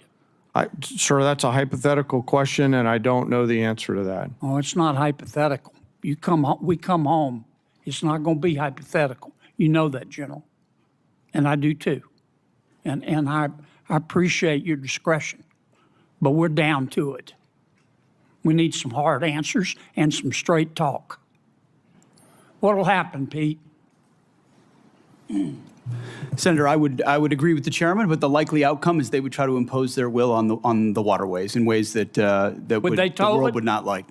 Call it a toll, call it a fee, call it an exchange, call it control. They would do something that they would try to hold it at issue. Yes, sir. Would they try to commence development again of a nuclear warhead? Part of the reason President Trump had to have the courage to do what he did after Midnight Hammer is that they didn't give up their ambitions even though their nuclear sites had been obliterated. So this is a regime hell-bent on nuclear ambitions, and Guys, President Trump's been willing to go after them. We need straight answers. Do we have the ability to destroy whatever is underneath Pickaxe Mountain? Senator, a lot of our capabilities are classified, but if anybody in the world can reach anything on God's green earth, it's the United States military, the most powerful military in the world. It's all about options and trade-offs. All right. I'm going to take a little extra time because others got it, Madam Chair. I won't abuse it. Secretary, are shrimpers farmers? Absolutely, yes. There are farmers of the sea. Are oyster harvesters farmers? Yes. In this USDA, They yes. having to compete with other countries who grow oysters and shrimp in a ditch and shoot them full of antibiotics? 100% yes. And if you eat too much of that foreign shrimp and oysters, you'll grow an extra ear, won't you? I'm not sure about that, but I know it is not good. And I also know we import 90% of our shrimp. Why aren't we inspecting the shrimp and the oysters from abroad? Well, it goes much larger than that. Why are we importing so much from abroad, which goes to the president's trade agenda? I'm in big trouble. Yes, you are. Guys, look, we need straight answers now. We're down to it. Senator Merkley. Thank you, Madam Chair and Secretary Rollins. I appreciate your partnership on addressing several issues in Oregon, and I sent you information about a couple others, and you responded. Appreciate it. We'll follow up on the research service. We'll follow up on the concern about in-kind contributions serving as a match. But I particularly need your help on the fire funding. And I know you've indicated how important that is. Where we stand now is that the Senate seems hamstrung, that they're seeking to have OMB give them a number on that. Various sources say the number is probably about $5 billion. I don't really care if it's 4.5 or 5 or 5.5. The point is that folks here, senators, are asking for a number from OMB in order to go forward. And when we're looking at the fires right now in my home state's the epicenter of the highest risk in the country. So can we get your help to get that number and move this process? Yes, absolutely. It is of paramount importance, especially in the middle of fire season right now. Thank you so much. Thank you. And Chairman Caine, I think there was a sense that the President expressed at the start of the war that the U.S. military power was overwhelming and would likely produce unconditional surrender quickly by Iran. And that obviously hasn't happened. Was it your opinion as well? Did you feel like our military force could produce an unconditional surrender in quick order?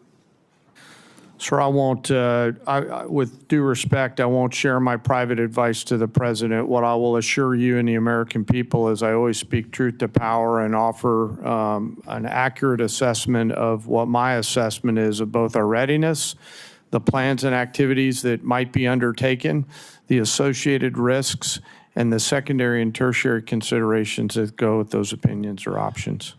Thank you. So you feel like the various risks that the Iran could possibly close the strait, despite the destruction of their navy, that the possibility of assassinating their political leaders and their military leaders could produce a strengthened hardline and weaken the reformers, that Iran would have the ability to sustain its ability to attack sites throughout the Middle East, that the initial requirements of the war could surely deplete our basically high-end standoff munitions, that this could affect our relations with our allies. All those were factors well considered in this decision to go to war?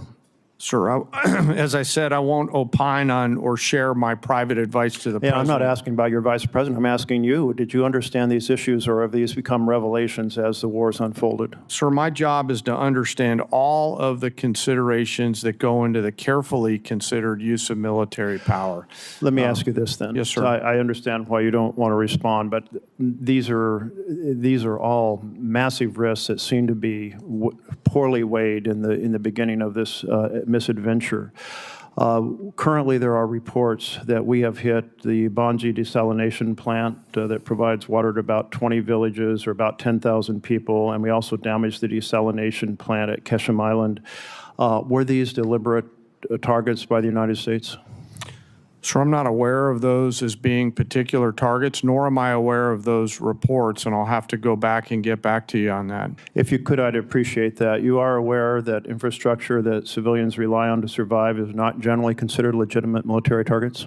Sir, as you know, we have a robust process which considers a target that goes through a system that looks at a variety of considerations to include what you're alluding to around both purely civilian or dual-use targets. Great. I have trust and confidence in CENTCOM that they're looking at the range of those things on a daily basis. It sounds like you are assuring us that we will, the United States, not target, even in retaliatory sense, infrastructure that is generally considered to be primarily for civilian survival.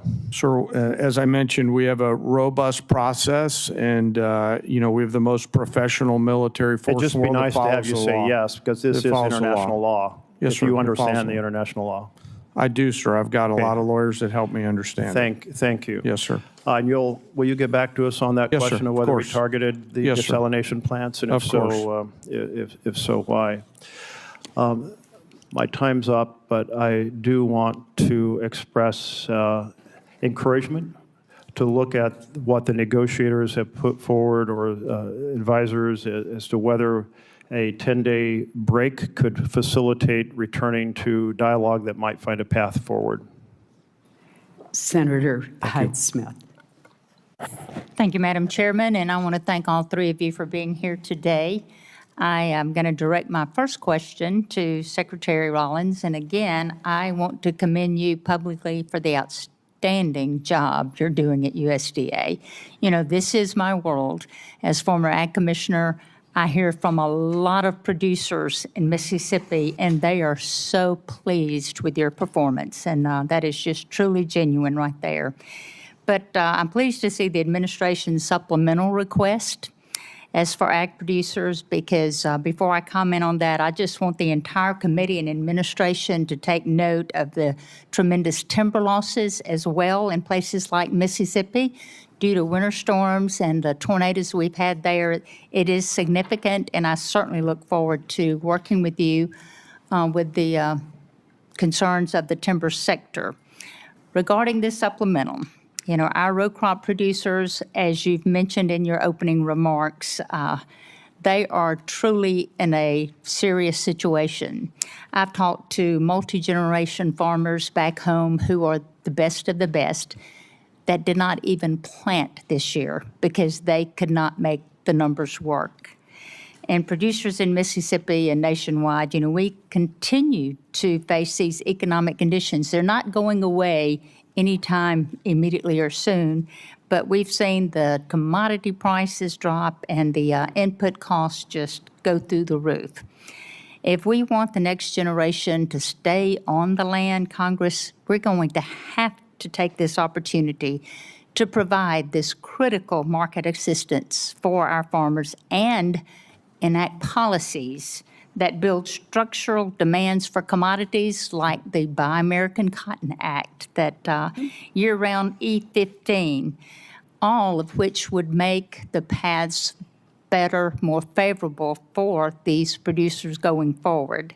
But I appreciate the administration's effort to this date, including the Farmer Bridge Assistance Program that was so valuable, implementation of the updated Farm Safety Net with Working Families Tax Cut Act, and now the supplemental request before Congress. But will you speak to why it's critical for Congress to act swiftly to pass this supplemental and the need for us to pass legislation that drives the demand for farmers' products?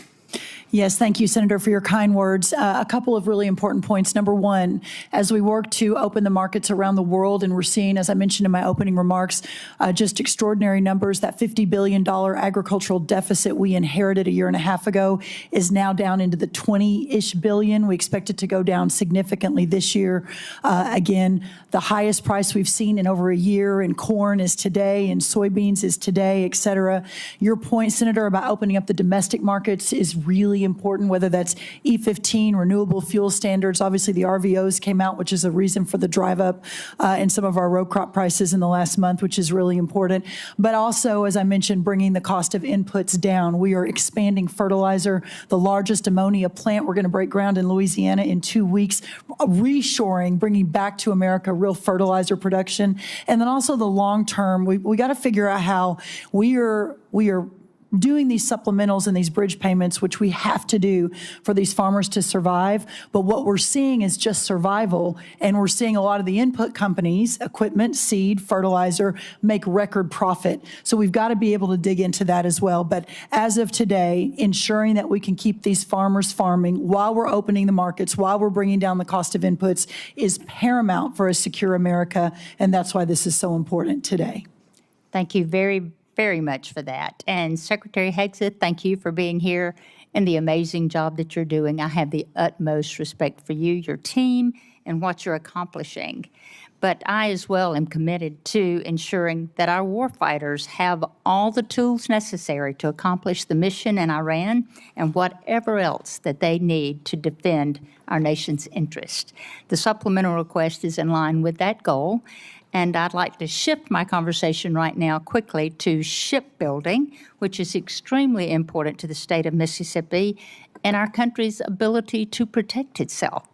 The President's FY 2027 budget requests funding for one DDG-51, while Navy leaders have said their goal remains to build 2 destroyers a year. And at the same time, the department is exploring options for using allied shipyards and overseas fabrication in future naval construction, which raises questions about the long-term role of the American naval industrial base or shifting work away from domestic shipbuilders. Shipyards like Ingalls in Mississippi, which I would love to invite you down to there. It is amazing, and the thousands of suppliers and small businesses they support, they need the confidence that the work will be there so they can invest in new facilities, hire and train skilled workers, and expand capacity that we will need in the future. Will you help or talk to us about the department's short and long-term shipbuilding plan and how it gives industry the confidence to invest? You just made the case for this generational investment because of the underinvestment, Senator, in shipbuilding in the previous administration. Just static, flat, bureaucratic, slow. We're having to revitalize that industry. And one DDG is a reflection of a backlog in capability. So as we ramp on more capacity, those numbers of DDGs, the workhorse of our Navy, will go up as we grow that force. The senator's time has expired. Thank you. Senator Coons. Thank you, Chairman Collins, Ranking Member Murray.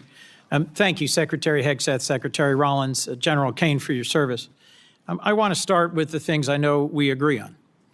We agree that we should honor our fallen, that we should stop and remember them and console and comfort their families, that we should be mindful of the hundreds of Americans who've been wounded and injured in this war in Iran. General Caine, your observations about how our adversaries are aligning more and more closely. Technology is accelerating, and cheap and lethal and easily accessible drones pose greater and greater risks to our troops, our homeland, and our security. And Secretary Hegseth, that we need to protect our troops wherever our president directs them, that we need to protect our partners and allies, and that the dangerous radical Iranian regime should never possess a nuclear weapon. I think we agree on all of these core basic points. Where I think we may disagree is on this supplemental and on the strategic choices made to achieve some of these core goals. We're 143 days into a war with Iran, a war of choice that we started with Israel, but did not include, consult, or incorporate our core allies, our NATO allies, our regional allies, the American people, and Congress. And the reason to consult and include our allies and Congress and the American people is so that when the costs and the length of a war extend beyond what we'd initially imagined, the American people and their representatives in Congress understand that sacrifice and can continue to support it. I think your first strategic mistake was to not consult the American people in Congress and make a clear case for the reasons behind this war. There have been many, lots offered, and I think our military has executed on the core missions: attack ballistic missile sites, sink the Blue Water Navy, attack their proxies, constrain their capacity. But I frankly think it was entirely foreseeable that Iran would close the Strait of Hormuz, would use cheap, lethal, widely available Shahed drones that they've led the world in manufacturing to attack our bases, our troops, our partners and allies, and impose real costs.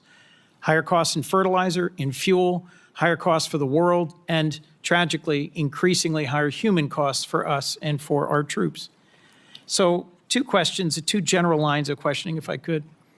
Mr. Secretary, your question says, without these supplemental funds, we will face critical shortfalls that threaten our ability to pay our service members and sustain global operations without disruption.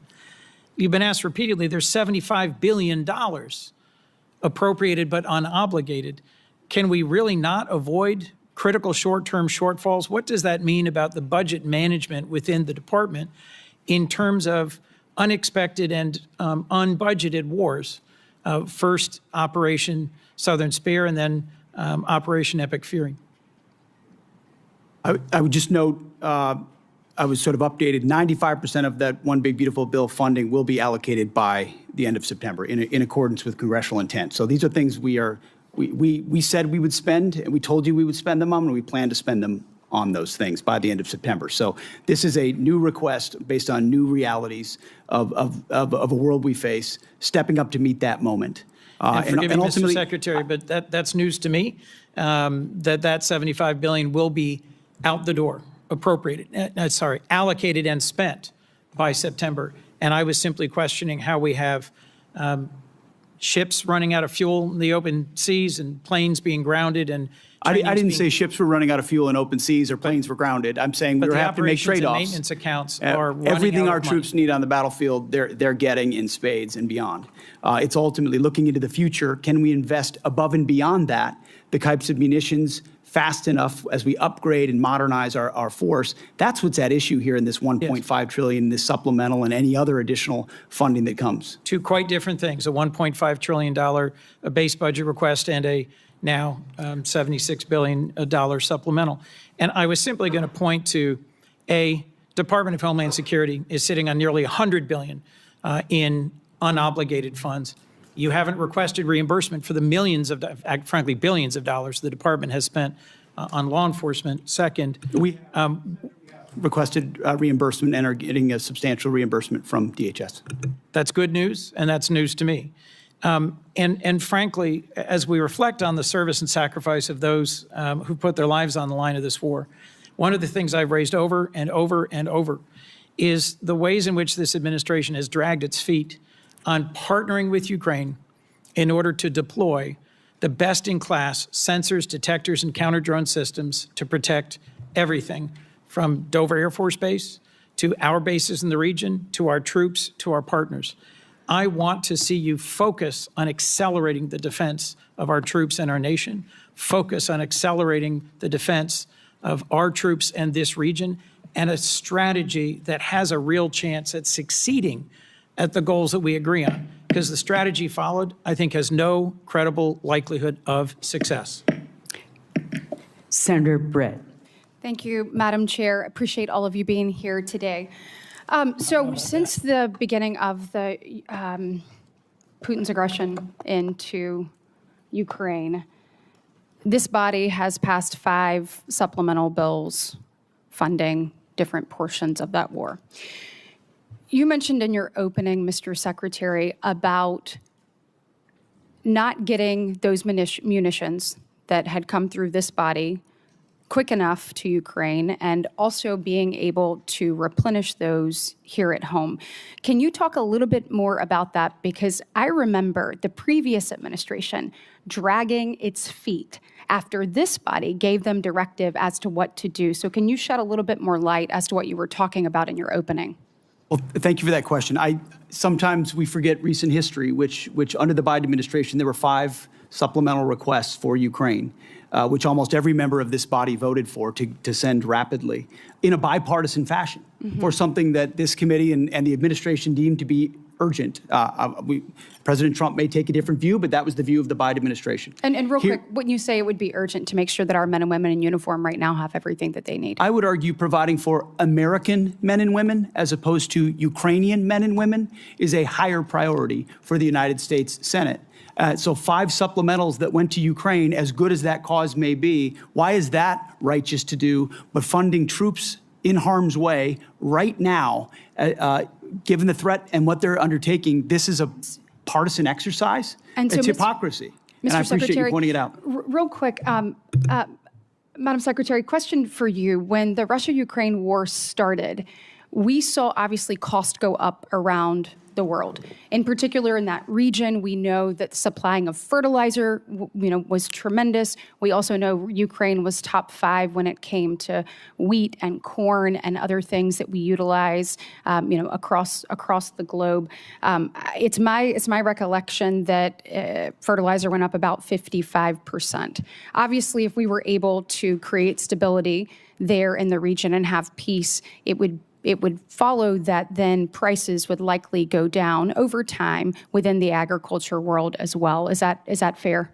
Yes, that's correct. Okay, and when we're looking at the Ukraine and Russia war and trying to end Putin's aggression, trying to bring peace, General Caine, if we were to cut off the funding that Russia was getting,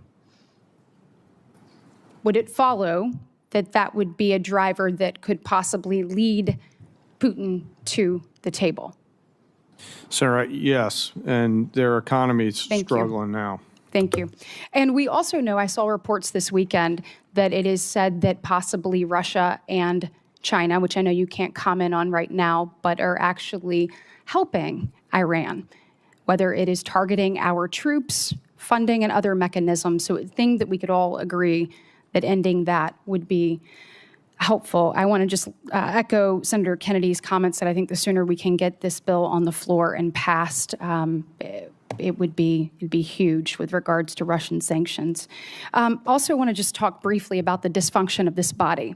So my question is for you, Mr. Secretary, and you, General Caine.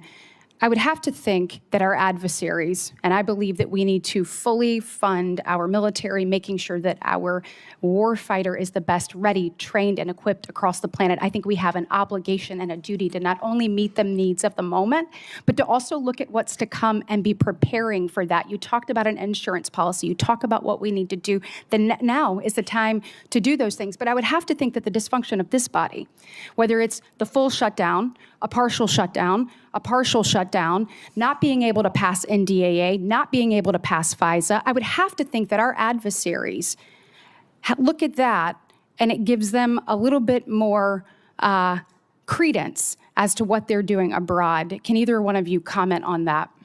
Thank you, Senator. That's why I've said, and I will continue to say, that the inability to properly fund this department, the Department of War, is probably the single greatest threat our nation faces. Whether or not we will make a generational investment in not just winning the wars currently, but deterring the wars of the future, given the step change in technology of this moment and the underfunding of the previous administration. You didn't mention continuing resolutions, which is a whole nother way our department has foolishly budgeted. So I appreciate you highlighting that. It's very true. Yeah, and General Caine, question for you. Obviously, a shutdown is a terrible thing for the Department of War and the men and women that you oversee. But I would assume that a CR is not much better. Can you comment on the effects of that? Ma'am, the department's done a lot of work to bind together founders, funders, and fighters as we look to the challenges that we face in the future, and a CR would hurt badly the effort to properly arm the joint force. I hope we can work together to do the right thing. Thanks. The people are depending on it. Senator Schatz. Thank you, Chair. Thank you, Secretaries and General, for being here. I want to start by paying my respects to First Lieutenant Tyler Feehan of Eva Beach, Hawaii, who was among those killed in Jordan this weekend while serving our country. His courage, selfless dedication, and unwavering commitment to duty reflect the very best of our armed forces. We extend our deepest condolences to his family, his loved ones, his fellow service members, and remain forever grateful for his sacrifice. Secretary, about 190,000 people in the state of Hawaii, believe it or not, voted for Donald John Trump. And I know a lot of them, and I represent all of them. And one of the reasons that they were enthusiastic about Donald Trump, and you, Mr. Secretary, was they thought that we were going to have a new foreign policy. And that I think, I'm paraphrasing, but I think you characterized yourself as a reformed neocon or some such thing. And people were pretty thrilled about the idea that we were going to, that America first in their mind meant that we were going to not do this kind of adventurism. And so I don't want you to answer me, I want you to answer them. And I want to walk through the sort of stated objectives of this war at the outset. Regime change. We now have a younger and more radical regime.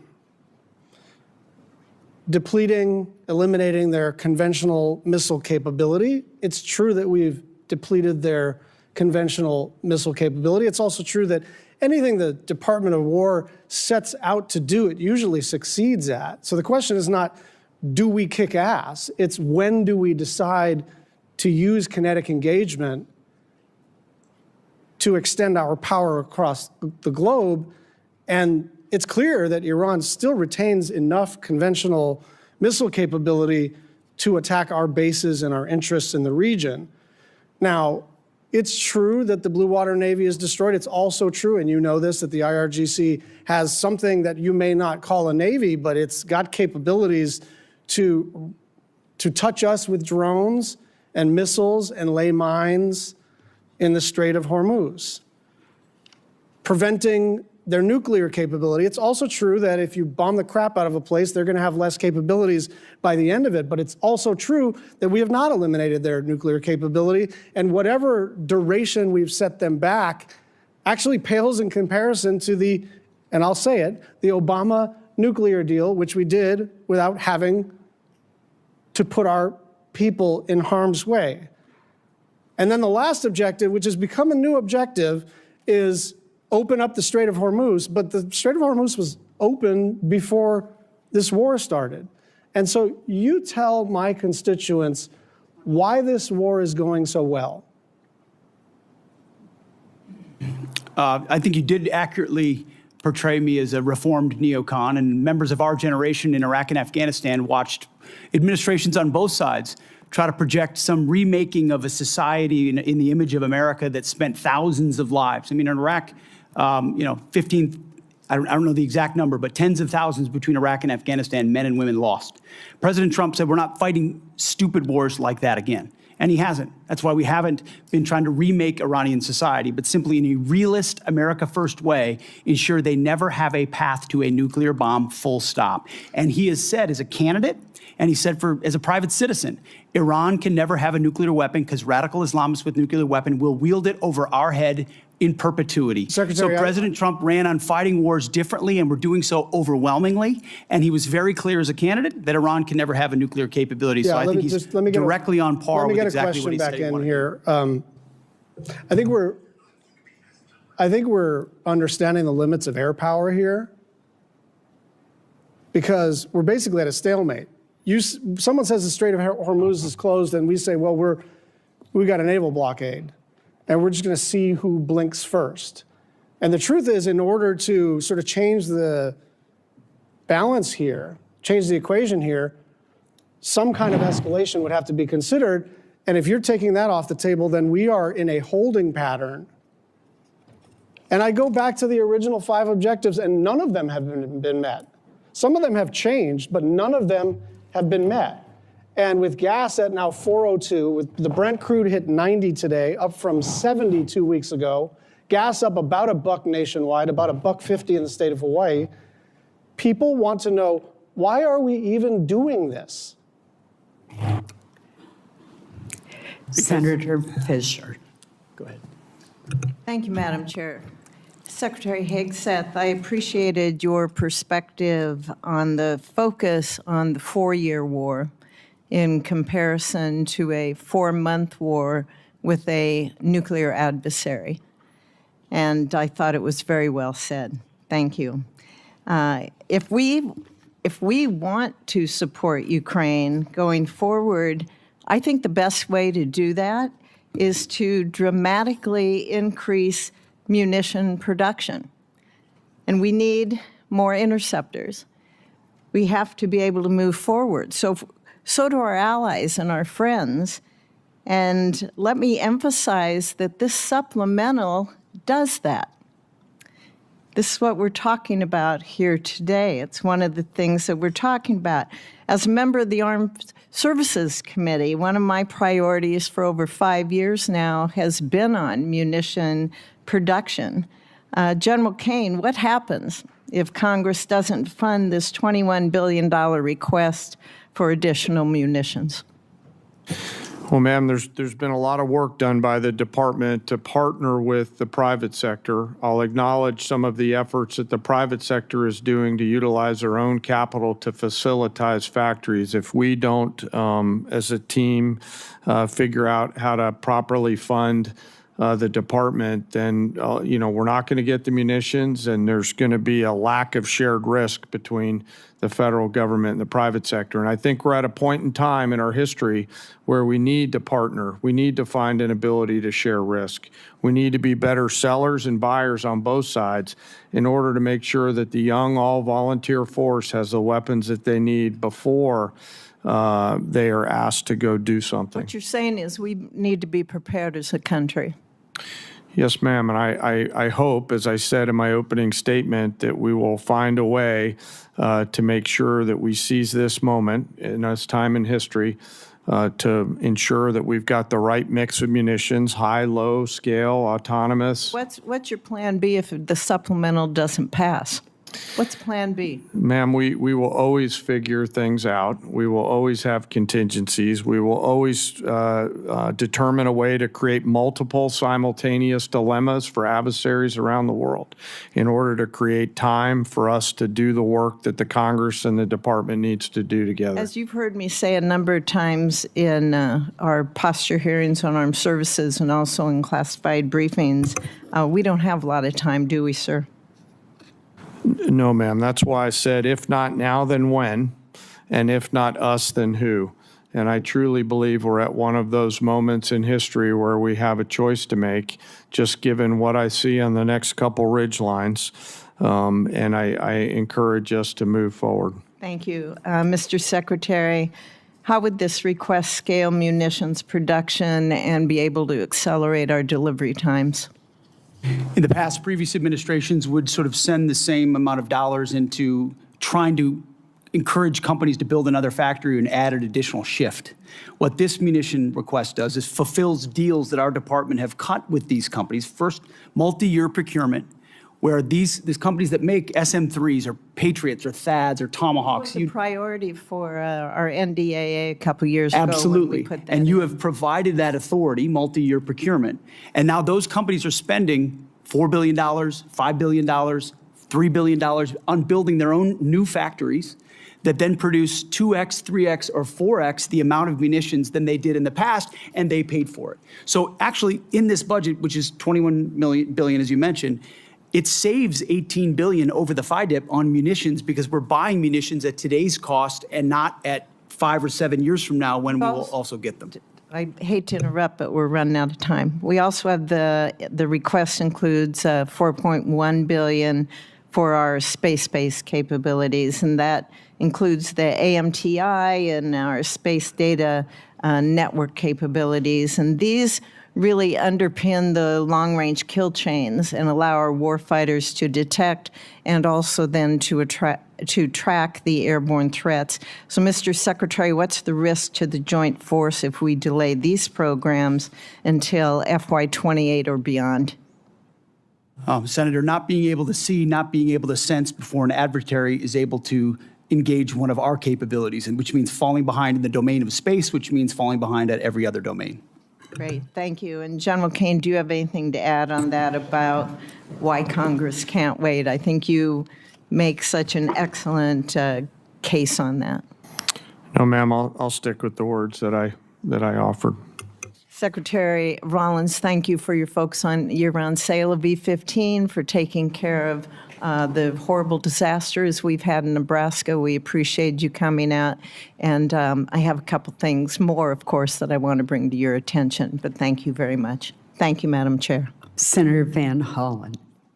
Thank you, Madam Chair. Secretary Rollins, the Beltsville Agricultural Research Center in Maryland is one of the crown jewels of agricultural research in the United States. And my question is simple. Can we find some time to get together in the coming weeks to discuss the situation there? Absolutely, yes. Thank you, Madam Secretary. Yes. Let me turn to the Iran war. We recently lost 3 American heroes. That brings the death toll for American soldiers to 18. 1 is still missing. Hundreds have been injured. That's on top of the civilian death toll throughout the region that now stands at several thousand, including the over 150 people killed in the bombing of an elementary school in Minab in Iran. Meanwhile, the Strait of Hormuz is closed. Gas prices today in the United States again spiked above $4 a gallon. And that will also continue to push up costs for groceries and other things that families buy. Secretary Hegseth, you said in your opening statement the best way to ensure peace is to prepare for war, and I agree with you about deterrence. I would also submit that the best way to ensure peace is not to start wars, because wars are a lot easier to start than they are to end. General Caine, I heard your testimony saying Iran will continue to be a challenge. And I think it's pretty clear that that is, in fact, the case. And, General, in order for you to develop a military strategy to accomplish a particular objective, you obviously need to know what those objectives are, right? Yes, sir. It all starts with what is the political objective, and from that we derive military objectives that support whatever that end state. And as you say, that is a political objective. Yes, sir. So, Mr. Secretary, you've talked a lot about winning.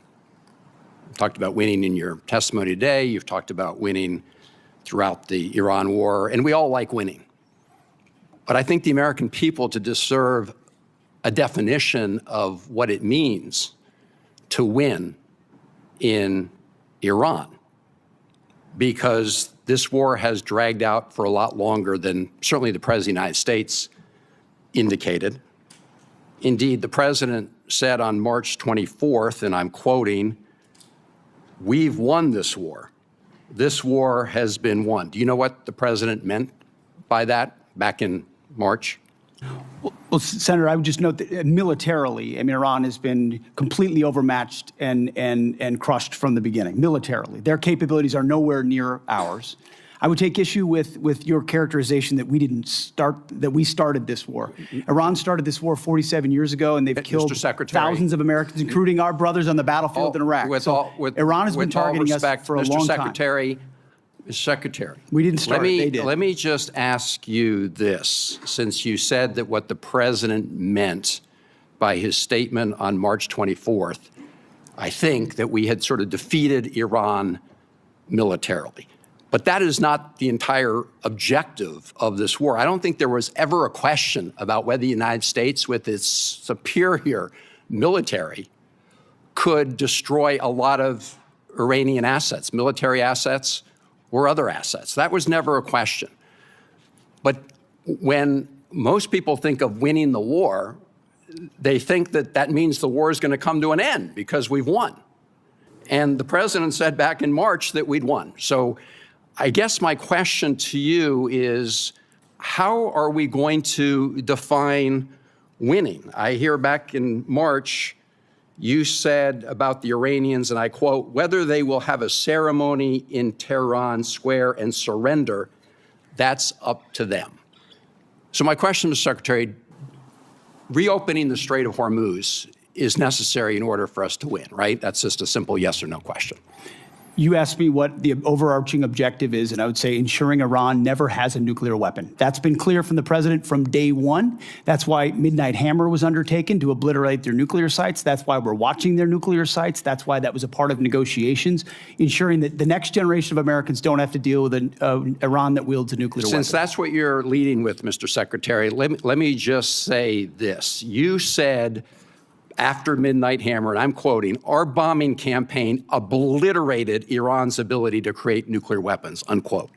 Clearly, that is not the case based on your testimony today. It's also a fact that the DNI, Tulsi Gabbard, testified in front of the Intelligence Committee that it was our assessment that Iran did not intend to restart its nuclear program. The President of the United States, just about a week ago, said Iran has committed not to develop a nuclear weapon, which of course is a commitment they've made for many years. We need to enforce that. That's what we are doing under the JCPOA. Thank you, Madam Chairman. Senator Rounds. Thank you, Madam Chair. I had the opportunity to serve as governor of South Dakota for 8 years. During that time, we deployed over 5,000 young men and women into harm's way, National Guard members from South Dakota. I attended their departure ceremonies. I attended their welcome home ceremonies, and I attended 31 funerals.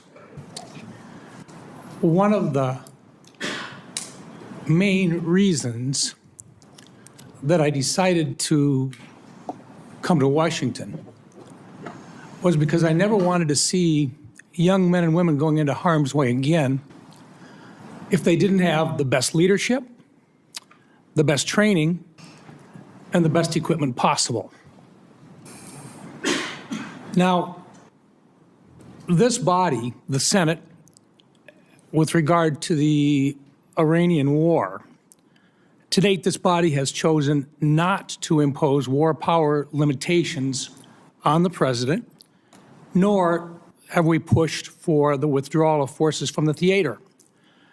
I think the decision to take out Iran's nuclear program and their missile production capacity was the right one. And it should have been done a long time ago. But when the President did that, we also assumed that there would be risk involved. And when you put young men and women in harm's way, you want to do everything you can to make sure that you get in, you get the job done, and you get out. I think that's what we talk about. Now today, it has been since February that we now have the Iranians that are shooting back. We haven't finished the job. I think the question that the American people have is when the difficult decision comes, because I don't think diplomacy is necessarily working, and I think most people would say we've got more issues in front of us before this is complete.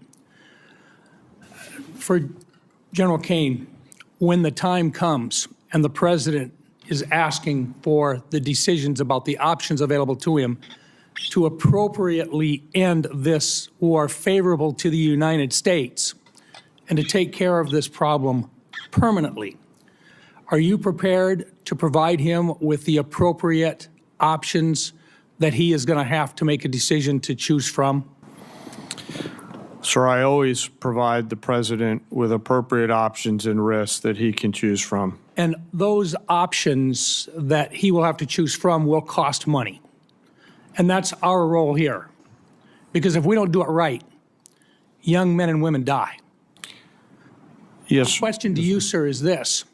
You've offered a supplemental request, and I recognize that it's part of a $1.5 trillion overall. But is this enough money to get the job done, or is this going to just get us far enough until we've got to come back in here, and in the meantime, we may very well not have these young men and women out of harm's way yet? That's my question. Sir, I want to first start with recognizing your 31 fallen from home and mourn their losses. We carefully consider the use of military force every single day. And the most important thing that I do is make sure that the president and the other leaders understand the risks and carefully consider the Dover test, a place you've been many times. And that is, are we willing to go to Dover, as we will tomorrow, to bring back the fallen? I can't answer the question on what it will cost because the enemy has a vote. What I'll commit to you as this plays out, we'll make sure that the Congress is informed. But because I'm not quite sure how this is going to play out yet, it would be unwise for me to comment on what a future cost may or may not be, depending on what they choose. Then, General, you will provide a plan to Congress at whatever the appropriate classification level is on what resources are required to execute what the president's intent will be to successfully end this conflict. Sure, I will always make sure that, as we have, that we're moving data as appropriate to Congress. Yes, sir. Okay. Let me come back in just in terms of follow-up on this a little bit. Some have criticized Operation Epic Fury for expending many of our munition stockpiles. Were our munitions, the inventories of those munitions, and the capacity of our munitions industrial base sufficient for great power competition with near-peer adversaries like China prior to Operation Epic Fury? Secretary Hegseth? Senator, as I laid out, because of the previous administration, funding shortfalls, munitions transferred to Ukraine and not replaced, and then ignoring threats, it built a lot of risk that requires this kind of investment. So you look at the $67 billion alongside the remainder for 1.5. That's the kind of generational investment that not just matches peer adversaries, but far surpasses them, which I think is your expectation, having been to those ceremonies, which is mine, having been to them and going to them, is that we give everything possible to the warfighter that they deserve. Senator Heinrich. Thank you, Madam Chair. Thank you. Thank you, Madam Chair. General Caine, our military is the best in the world, and so I don't think any of us should be surprised with the technical execution of its attacks on the Iranian regime's forces. They've been flawless. What I don't want us to confuse is flawless technical execution with long-term strategic success. And I think one objective that is relatively modest, because it puts us back to where we were when we started this, but nonetheless is incredibly important as a critical objective, is that I want to see the strait open again, and I want to see it open where shippers can transit that strait without being extorted by Iran. And I would love to see that before our commercial and other oil reserves are exhausted because of the impacts that that will then have on the pocketbooks of American families. Is that a reasonable objective, and is it one that you share? Sir, I'll defer on the military objectives to the political leaders who set them. What I can tell you is U.S. Central Command is working hard to ensure that Iran cannot terrorize the southern flank down there, and they're doing so every single day and night. And you and the rest of the Senate would be proud of the actions and activities for the forces that are down there. The character of war is changing, though, like I said in my opening statement. And so there's a variety of mixed munitions that are down there coming at the commercial traffic. But I would like to be clear and unambiguous with you and the rest of the Senate and the Iranian forces. They have a choice to make, and they should knock it off. I have no doubt I would be incredibly proud of the actions of our service members in this conflict. And I hope we can achieve that kind of strategic objection on the timeline that obviously avoids the worst impacts of the limitations of commercial oil supplies right now.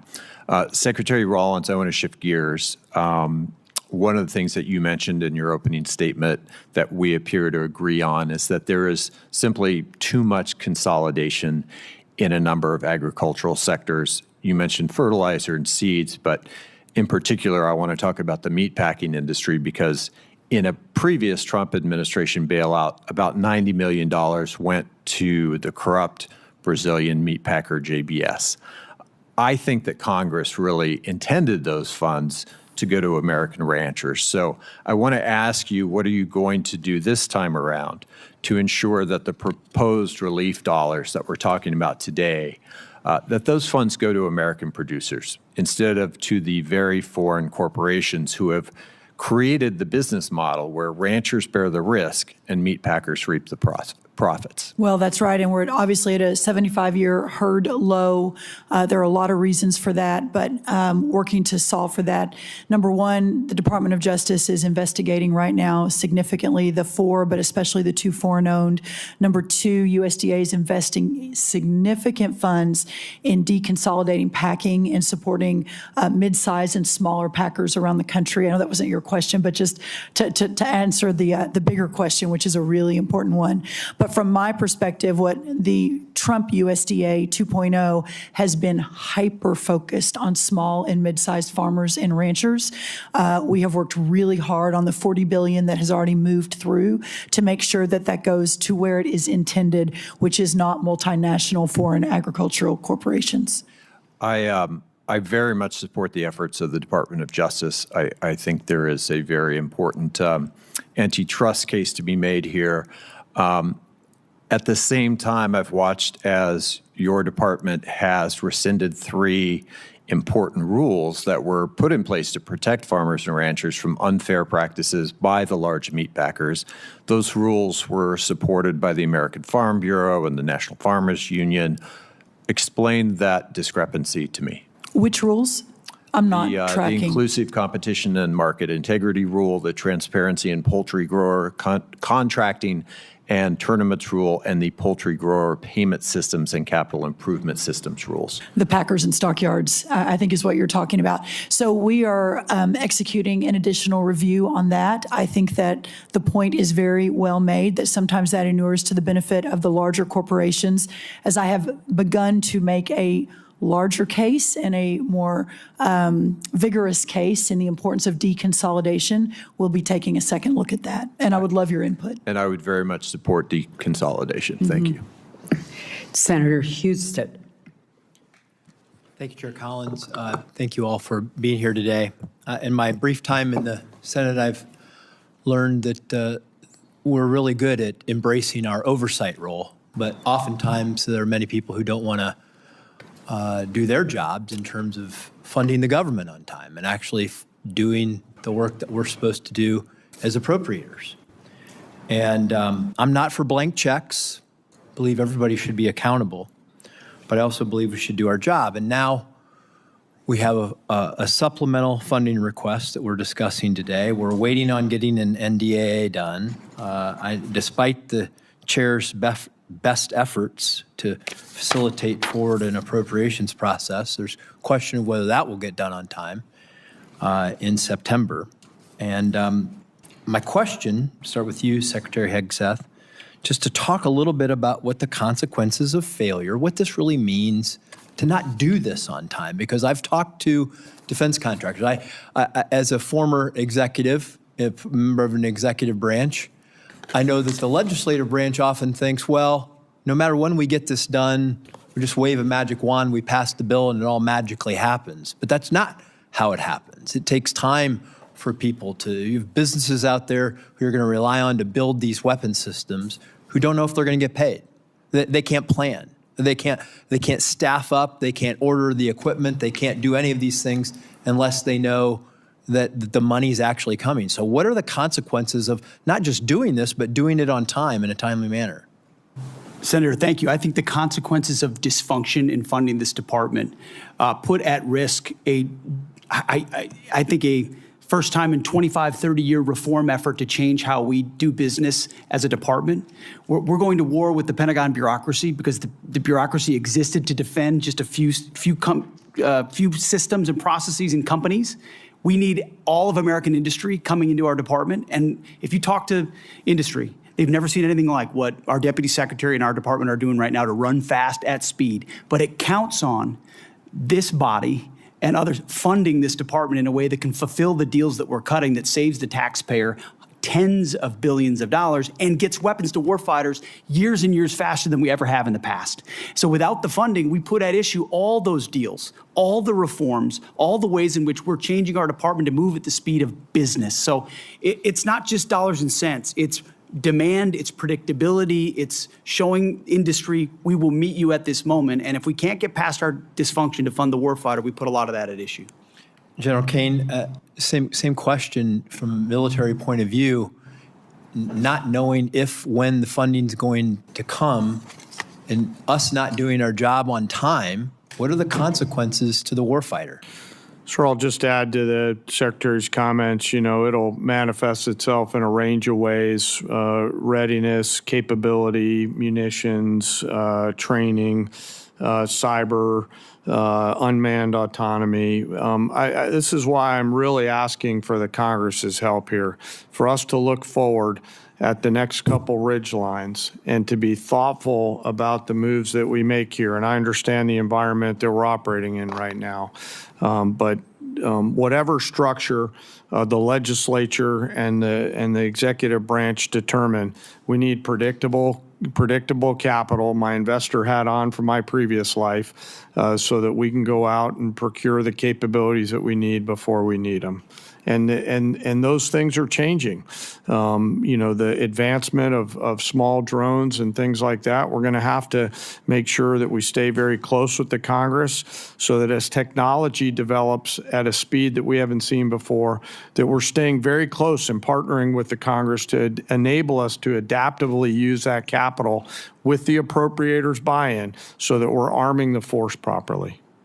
Well, I can tell you in interacting with the people who are that want to build these new generation of weapon systems, because I think you would agree that we've learned a lot from Ukraine. We've learned a lot from this conflict about how we were underprepared from the standpoint and from a defense standpoint, and that we have to continue to modernize our system, the weapon systems. I think it's very important that we not only do our job, but we do it on time, because you cannot run a Department of Defense, run businesses who are supplying these things without knowing if you're actually going to get funded. Because the whole supply chain, the workforce, everything gets held up when we don't get our jobs done on time. So, yes, sir. I used to work in the private sector for a company that was headquartered in Piqua, Ohio. And those leaders told me, your entire job, Dan Caine, is to deliver quality parts, or in this case, weapons, on time with shorter lead times and lower costs. And part of why I'm so passionate about this is because I see how this capital, if the Congress chooses to give it to us, will manifest itself in real combat capability, lethality, and survivability for our joint joint force.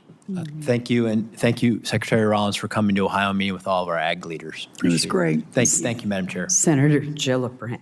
Thank you, Madam Chairwoman. Secretary Hegseth, you're requesting billions of dollars in supplemental funding for a war that you said would last for weeks and that the president has no plan or ability to end. At the same time, this still unauthorized and extremely unpopular war has caused gas, diesel, fertilizer, and other essentials that New Yorkers and our farmers need across the country and has become much more expensive. So how do I go back to New York, and what would you say to them who are seeing their health care bills rise because massive cuts to Medicaid? They've seen their grocery and gas bills rise, and this unpopular and unauthorized war abroad is a higher priority to this administration than their ability to feed their families and provide health care to their loved ones who are sick.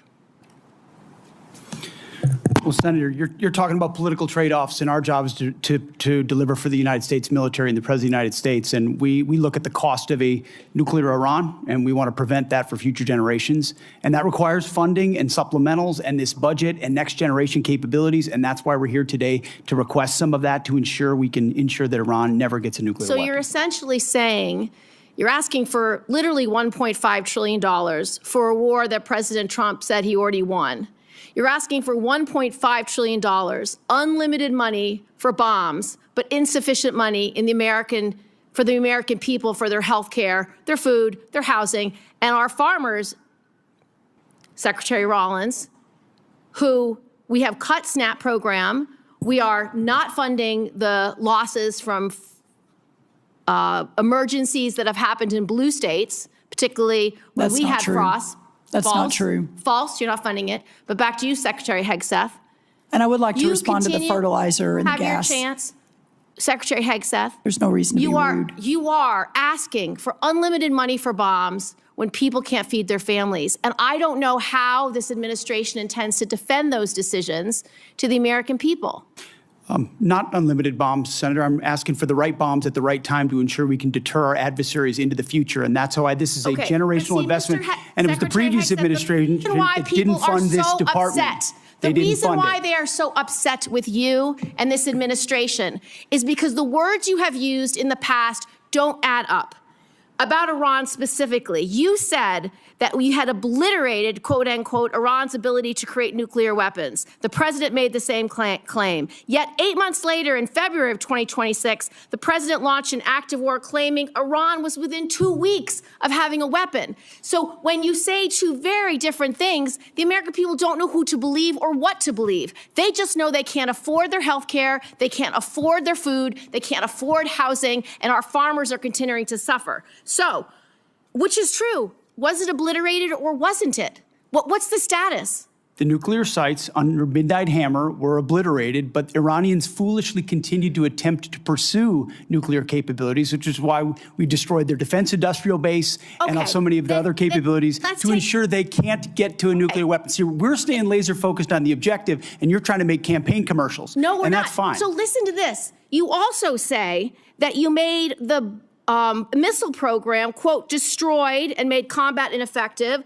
quote, Iran's entire ballistic missile production capacity. Every company that builds every component of those missiles has been functionally defeated and destroyed, and that the missile program, existing stockpiles were depleted and decimated, almost completely ineffective. So why are there missiles left to hit Jordan and result in the loss of life of our brave men and women? As we stated from the beginning, the Iranian defense industrial base is effectively gone.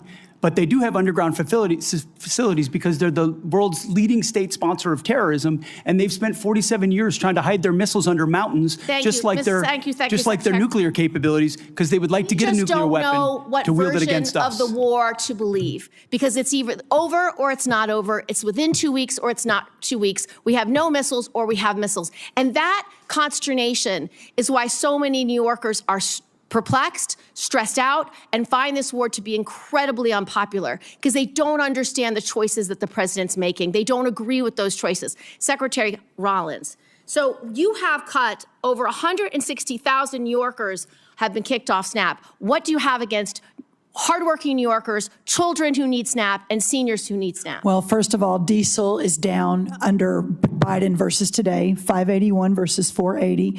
Gas is down from Biden today from 484 to 386 today. Fertilizer is down 56% from Biden highs. Prices so this are narrative higher than that when you are took using, office. Well, all of those prices are higher than when you took office. So you are not that making is life not better true. for That New York is not farmers. true, Senator. And let me tell you what New York is stressed out about is the fact that your state is taking prime farmland and turning it into solar farms. That is absolutely inexcusable. The New York farmers, you will see I have visited that the New York smart farmers farms two do both. times. Do Two both. times in Senator's upstate time New York. has expired. Thank Senator you. Bozeman. Thank you, Madam Chair, very much. And thank all of you all for your service to our country and our national security. And I think it's easy for the public to understand how you, Mr. Hegseth, are, your contribution in the position you're in general, Caine, the position you're in. But some don't understand the position that our Secretary of Agriculture's in. I gave a presentation a couple of years ago when Senator Rubio was over here in the middle of it. I was talking about agriculture. He punched me and said, John, always tell them that food security is national security. Now Senator Cotton, who's head of the Intelligence Committee now, is taking his place. He's doing the same thing. So again, what we're talking about today is very, very important to our country. Right now, we're in a generational crisis. Our banks, our economists tell us that if we don't start doing things differently, and the good news is the administration is doing things differently, we're going to lose 25% of our farmers in the next 2 or 3 years. I visit almost daily with farmers about the difficult farm economy, wildfires, flooding, all the things we've talked about today. My only concern is that the supplemental is very much appreciated. After hearing the testimony today and the concerns, we might need to look at bumping that up a little bit. But again, we'll discuss that later. The supplemental, though, the supplemental assistance is important in keeping our farmers going, but it's not the answer. Will you just reiterate again what we're trying to do? We're trying to give farmers a bump, an edge to keep going until the programs that we're putting in place now kick in. You mentioned fertilizer, you mentioned E15, you mentioned value adding our products, both overseas, finding new markets. Can you talk a little bit about that, the importance of not only the supplemental, but again, what we're doing in conjunction with that so we won't have supplementals in the future? That's exactly right. The effort to bring the cost of inputs down is real. Fertilizer, seed, labor, interest rates, et cetera, number one. And if we can just get inputs back down to where they were in Trump 1, we're going to have a remarkable recovery in farm country. But then you add that to the 19 new trade deals, more coming online every day, the record-breaking exports that we're going to see in a lot of our row crops, but also in dairy and tree nuts and others. That's going to be a game changer. Then you look at expanding the domestic market, as you talk about, whether E15, obviously all of the biofuels. We've already seen corn and wheat hit record highs, or the highest number for the year after announcing the new renewable fuel standard. So we're seeing some pretty incredible movement in the right direction. Then you marry that to all of your work under the Working Families Tax Cut Act, the new reference prices that under the last administration couldn't get a farm bill. You all did that with the president's leadership. The first time we're going to increase reference prices in more than a decade, combined with a $250 billion investment in rural America, the largest investment in rural America in American history. This Congress did that with the White House's leadership. All of that together is going to change the trajectory for the long term of farming and ranching in America. But to get to that point, that's why this supplemental is so very, very important. Madam Secretary, I have a letter from Farm Bureau that I want to put into the record that just outlines requesting relief to sustain America's farmers and ranchers. Secretary Hegseth, General Caine, one of the things that we're concerned about is that in the military construction aspect of things, we're really not asking for that in the supplemental. I know that the success of Operation Epic Fury, particularly for our missile interceptors and short-range aircraft, really basing was a large part of that. Can you tell us how we can help you, again, try and plus up our military construction in some way so that we're not going to be faced with this in the future, trying to double up?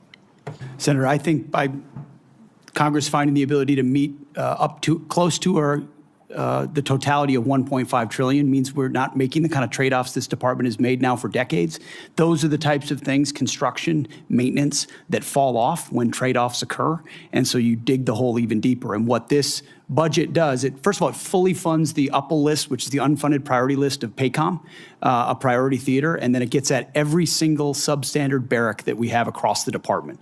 So we're funding the military construction in a way that we've never done before to get out of the hole that we've had for a while. Very good. Thank you, Madam Chair. Thank you, Senator Bozeman. To the very patient Senator Baldwin. Thank you, Madam Chair and Madam Vice Chair. And thank you for appearing before our committee today.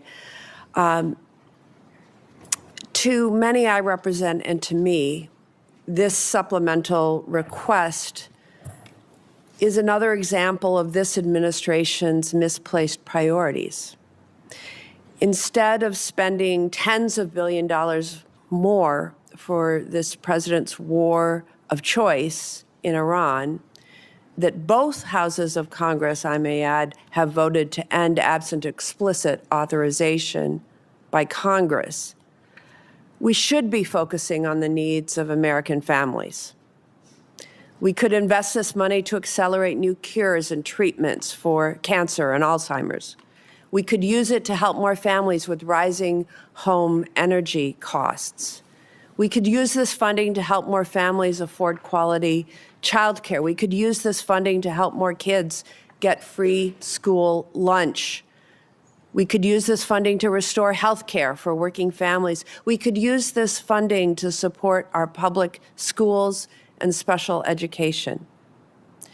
This is a war of choice, and every dollar spent on this war is a dollar not spent helping families afford housing, health care, groceries, child care at home, investing in the opportunities for the American people. First, I want to express my condolences and my respect for the 17 American service members killed in this war since February, including 3 over the past few days. Their lives are the price this country has paid for this war. The deadliest day for U.S. forces was on March 1st, when an Iranian drone struck an Army facility at Port Shuaibah, Kuwait, killing 6 soldiers and injuring more than 30 others, including soldiers from Wisconsin. Soldiers from the unit stationed at Port Shuaibah told reporters that the facility did not have adequate air defense capabilities. These soldiers and their families believed they were sent into harm's way without the defenses they needed. Secretary Hegseth, what would you say to those soldiers and their families? First of all, that we honor and recognize their sacrifice and what they've given. I've been in touch with at least one of those families on a regular basis and understand the pain of losing a loved one is unfathomable, which is why we greeted them at Dover, and we'll greet those again tomorrow.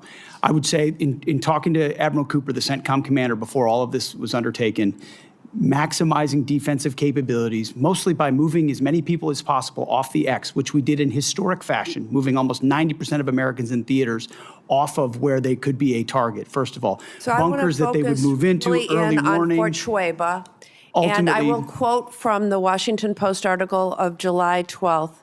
Schwebe, this is a quote, Schwebe did not have any of the systems that would take down the one-way attack Shahed drones, and initial security assessments found that the base was not adequately protected, end quote. Soldiers at Port Schwebe have also been quoted in news reports saying that requests for additional medical and drone defense systems were denied prior to the conflict with Iran beginning. Why were those requests denied, Secretary Hegseth?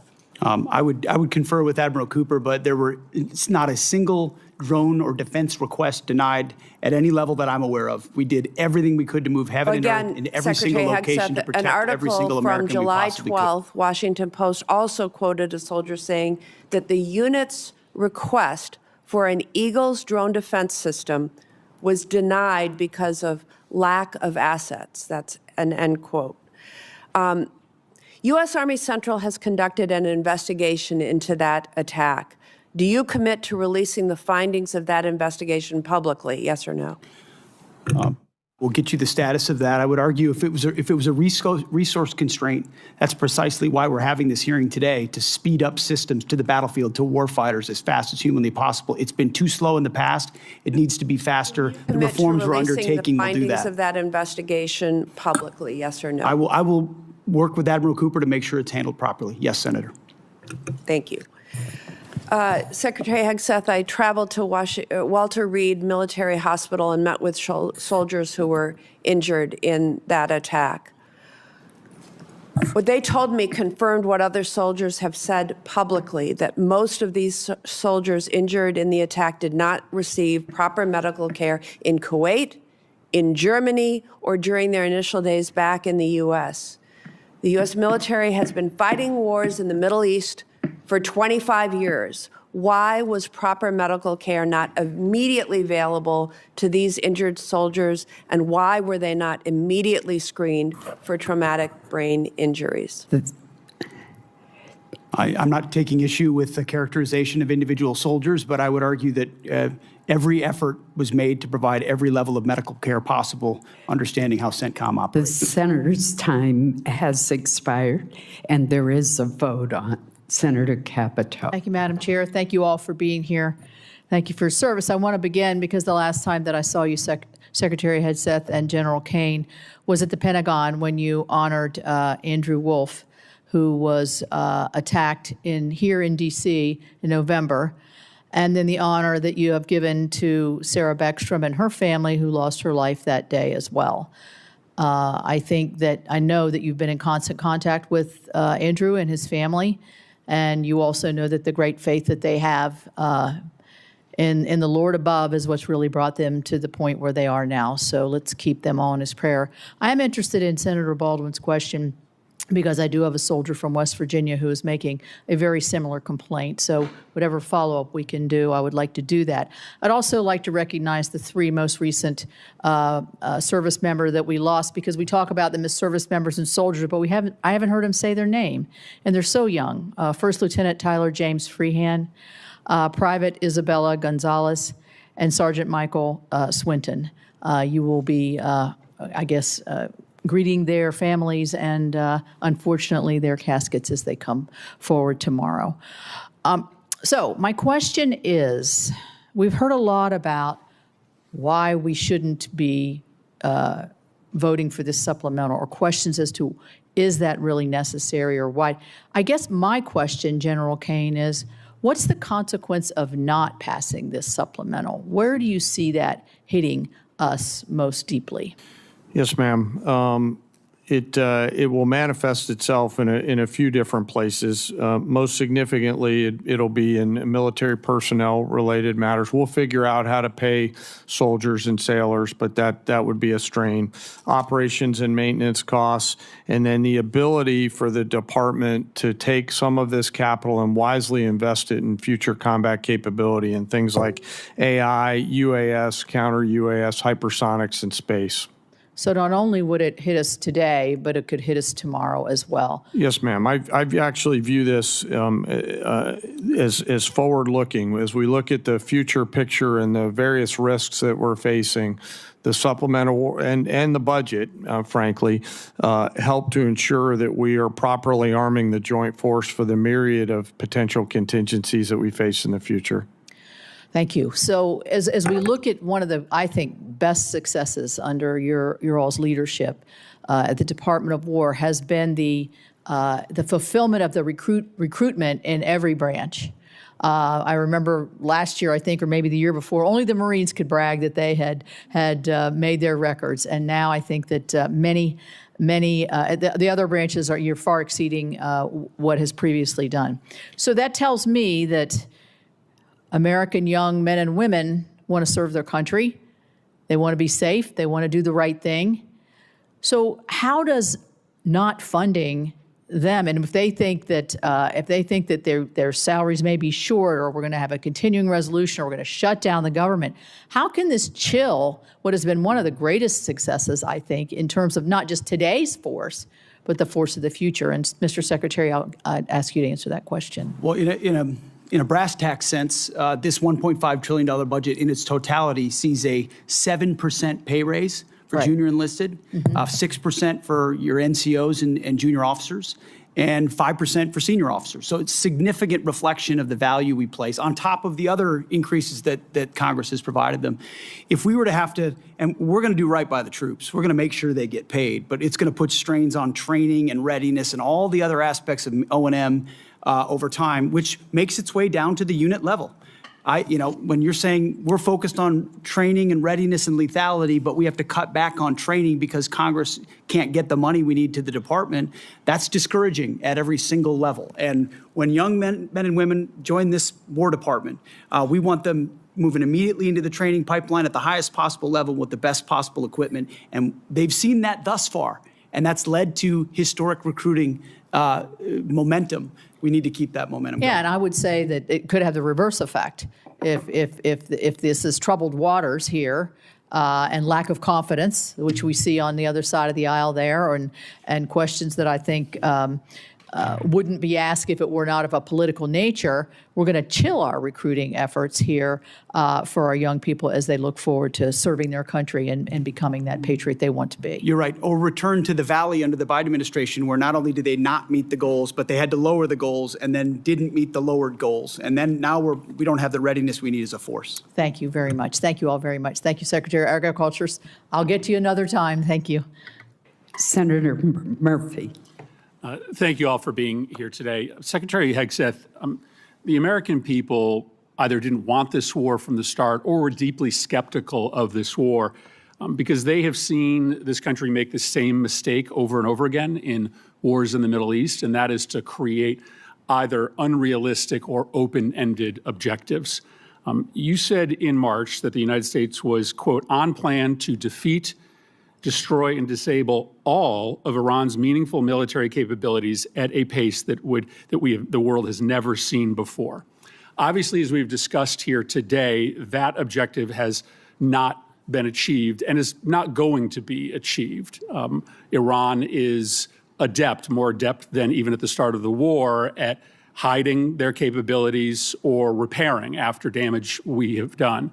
There's an open report that when it comes to their missile sites along the Strait of Hormuz, 30 of 33 are still operational. I wouldn't believe all the open reports, Senator. But I've also heard you say in this hearing that the objectives now seem to be more limited than they were at the outset of the war, that this is about reopening the strait and this is about dismantling their nuclear capability. And the president, of course, has said himself that he thinks Iran has a right to a missile program.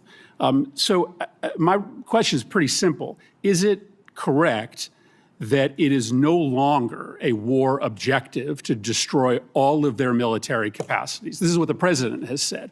Have our goals been simplified to reopening the strait and to getting into a negotiation over a nuclear program? Now, I don't think you have a realistic plan to do either of those things, but I think it's important for us to know what we're funding. Are the objectives much more limited today than they were when you made that statement in March?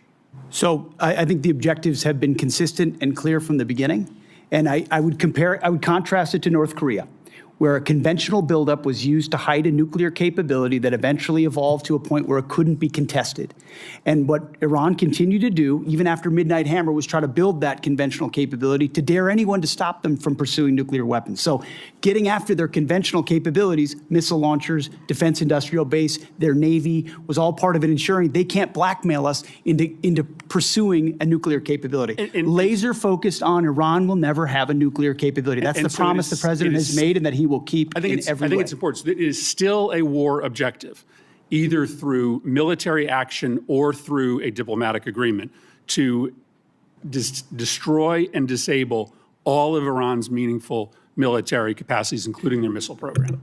As far as all, when we talked about that from the podium at the outset of this, we were talking about their defense industrial base. And if you look at the metrics of their ability to make more, that it's been overwhelmingly destroyed. Not everything, but overwhelmingly. Now, do they have missiles in underground bunkers because they're a terror state? Sure they do, and we've acknowledged that from the beginning. Yeah, but their capacity is less today than it's ever been They obviously have significant capacity to effectively disrupt the entirety of the Middle East and oil flows out of the Middle East, and that's not going to change. Let me ask you one more question. This is a request for supplemental funding because you don't have the funding in your base budget to do what you need to do, which makes questions about the base budget relevant. There's been a lot of attention, Mr. Secretary, on the modernization of a luxury jet that was gifted to the president by the government of Qatar. Reports suggest that maybe as much as $1 billion in your base funding, an extraordinary amount of money, has been used for an upgrade, and the plane is back in the shop for a second upgrade. As far as I can tell, never before has an administration not made public the amount of money for an upgrade or a construction contract on a presidential airplane. Obviously, we don't need or want disclose the details of that upgrade, but never before have you withheld from Congress and the public the total amount of money. I think there are two really important questions here. One, will you make public the amount of money that you are spending to upgrade this plane? And two, can you commit to this Congress and this committee that the president isn't going to take this plane with him when he leaves office? The only thing more insulting to the taxpayers of spending money on a jet they don't need would be for the president to take it with him, to take it out of our military inventory when he leaves office. Say the Air Force has done an incredible job making that a capable jet that ultimately, but its capabilities and investment are classified and shouldn't be talked about in That's a public not what setting. I'm asking. Considering Will the you make security of the amount President of the United States. Will you disclose the amount of money publicly? I would imagine as part of the regular budget process, that's something that we would look at. And will you commit that the president will not take But you have this to look jet? at the classification level of certain things that are not devolved for reasons of national security. Will you commit that the president will not take this jet with him out of federal inventory when he leaves office? That's not a decision for necessarily me to make, and ultimately we're grateful to have it in the fleet for the Air Force to protect the President of the United States. That's a deeply Senator unsatisfactory Peters. answer to the American public. Senator Peters. Thank you, Mr. Chairman. Folks, welcome to the hearing today. I apologize. Is Senator Ossoff still here? Oh. I'm sorry. I went out of order. Senator Ossoff. I'll yield my time to Senator Ossoff. Thank you. Thank you, Madam Chair, and thank you all for your testimony. And General Caine, let me just begin by expressing on behalf of all Georgians our immense gratitude and admiration for the service members who are making tremendous sacrifices and conducting themselves with extraordinary selflessness and professionalism on behalf of the United States and our state's unified condolences and grief for the families of the 4 killed in action and our hope for a swift recovery for the nearly 100 wounded over the last 2 weeks. And thank you to you for your service to the nation. Mr. Hegseth, you're requesting roughly $68 billion for the department through this supplemental, correct? 67, yes. And yesterday, your department stated publicly, quote, U.S. forces struck Iranian military command centers, maritime capabilities, missile and drone launch sites, and air defense systems to degrade Iran's ability to continue attacking commercial vessels. That was a press release from your department. Is that a broadly accurate characterization of ongoing operations? That sounds broadly accurate, yes. On day 14 of this conflict, Mr. Secretary, day 14, nearly 5 months ago, you stated that Iran's military had been, quote, destroyed and, quote, made combat ineffective. That was on day 14 of the war. Was that an accurate statement?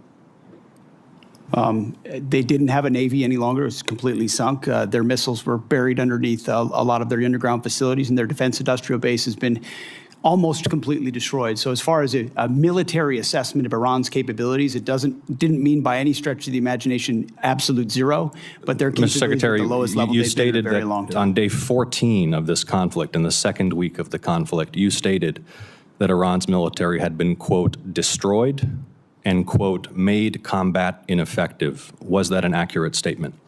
Yes or no? Iran's ability to challenge the United States of America at the level at which we're capable of. That's not what I asked you, Mr. Secretary. You said on day 14, Iran's military had been, quote, destroyed and, quote, made combat ineffective. Yes or no? Was that an accurate statement? What the American military has done to the Iranian military is a historic military defeat, answer the and they're question ineffective under oath? in that context. 3 weeks later, you declared victory. That was now nearly 4 months ago. 3 weeks after you'd already said Iran's military was destroyed and combat ineffective, you said, quote, Operation Epic Fury was a historic and overwhelming victory. You said Iran's military had been rendered, quote, combat ineffective for years to come. And you stated we had, quote, achieved every single objective. Were those accurate statements? It certainly was, on behalf of the men and women in uniform, a historic military victory over Iran. Had Iran's military been rendered, quote, combat ineffective for years to come? That was a statement that you made 4 months ago. They had 160 naval vessels you need in to the answer Blue Water the questions, Navy, Mr. and they're gone. Secretary. Their Air Force is completely combat ineffective, and they don't have a defense industrial base. Excuse so me, describe Mr. to me a Secretary. country that doesn't have an Air Force, a Navy, or a defense industrial base, and I will describe to you a country that does not have an effective military. Secretary, you stated, it can lob missiles. Mr. Secretary, you stated missiles, 4 but it's months not a ago combat-effective that Iran's military. military had been rendered, quote, combat ineffective for years to come. Has Iran's military been, for the last 4 months, combat ineffective? It's been set back not just years, but likely decades. You stated we had, can't build quote, at the level it did before, and not even close. It doesn't mean it doesn't have capabilities. Mr. Secretary, you stated we had, quote, achieved every single objective. Was that an accurate statement 4 months ago?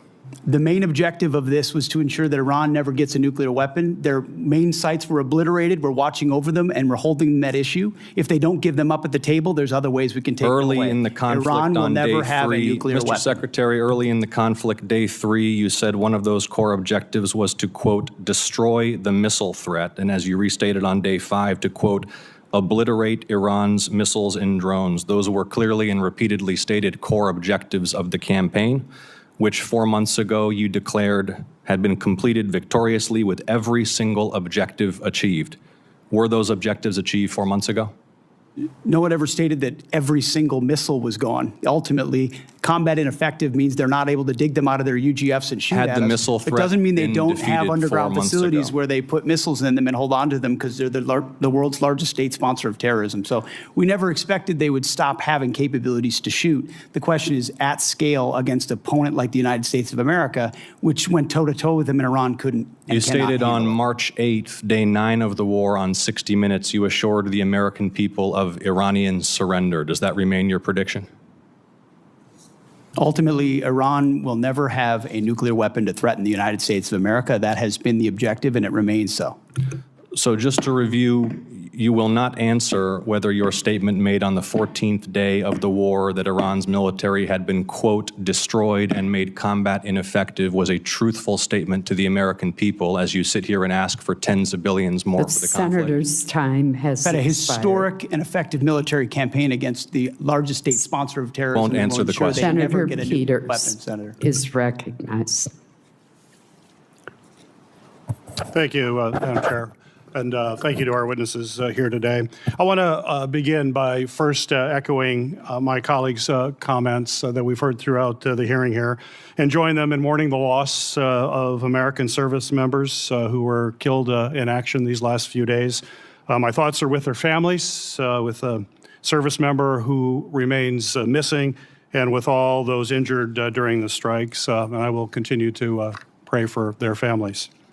Secretary Hegseth, over the course of the war with Iran, I have repeatedly expressed concerns regarding the administration's lack of a winning strategy and repeated contradictions about the state of the war.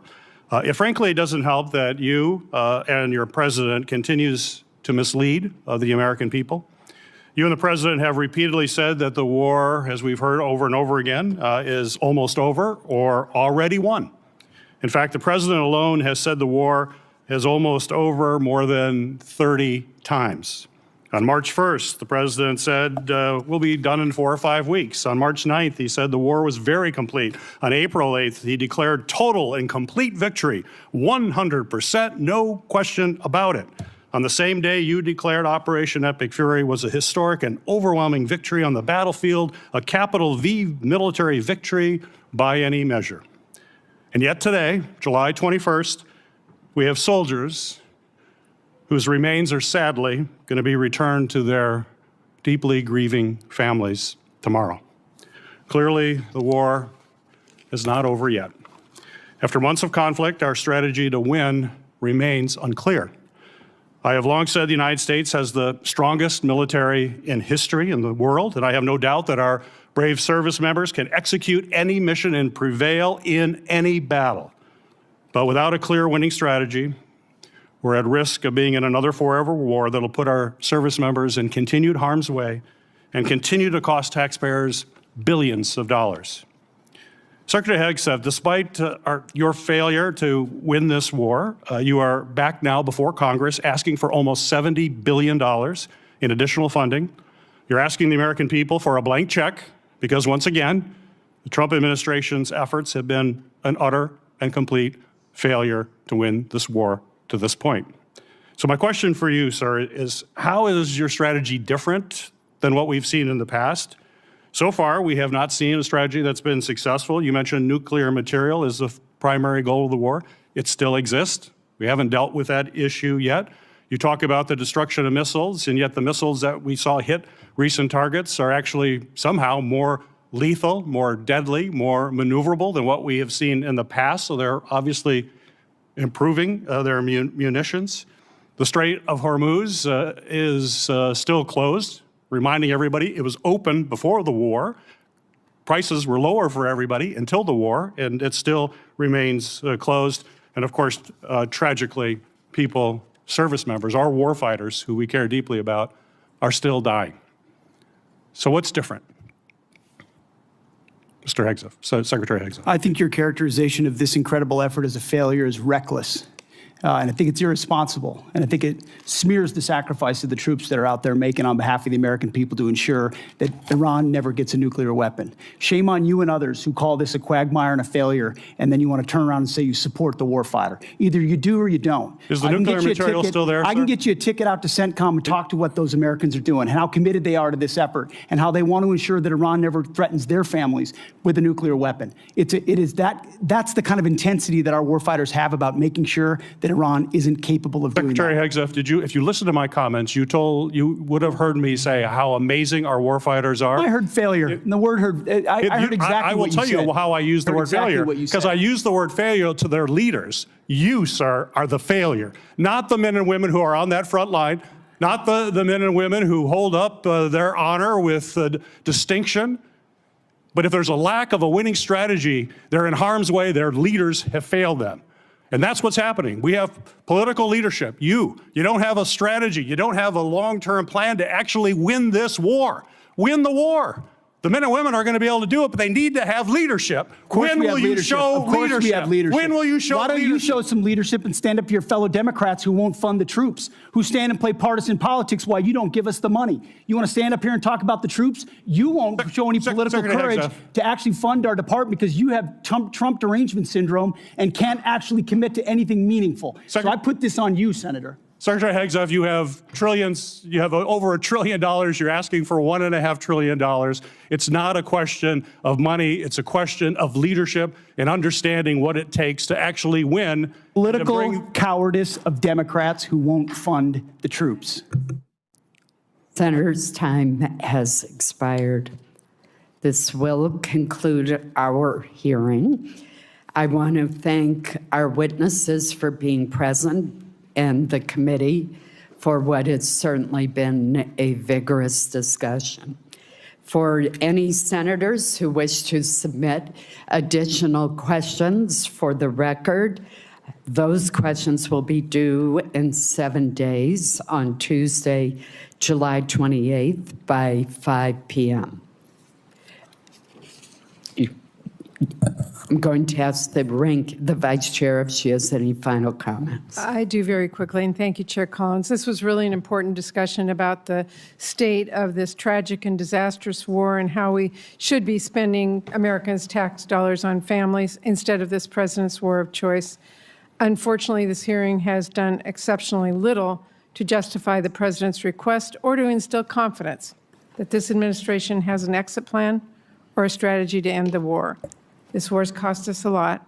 The last thing we should be doing is rubber stamping another $70 billion to help Trump keep it going. Thank you, Madam Chair. Well, Vice Chair Murray, I'm compelled to respond to your comments by pointing out that it is the duty of this committee to have a hearing when we have this kind of supplemental request. And I do appreciate I think the hearing. that your I do. comments was not appropriate. This hearing is now adjourned. Thank you.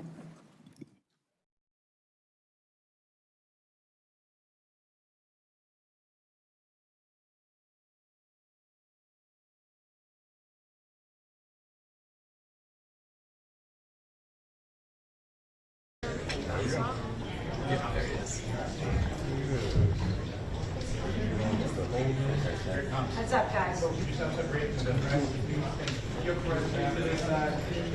We're just going to have you guys stay in the office. I kind of walk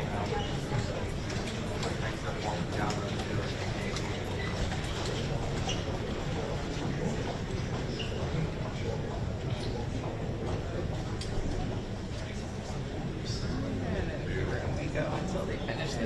Turning now to the defense request, I look forward to hearing from our Department of Defense witnesses and their discussion on why the supplemental funding is critical to supporting our service members and protecting America's national security.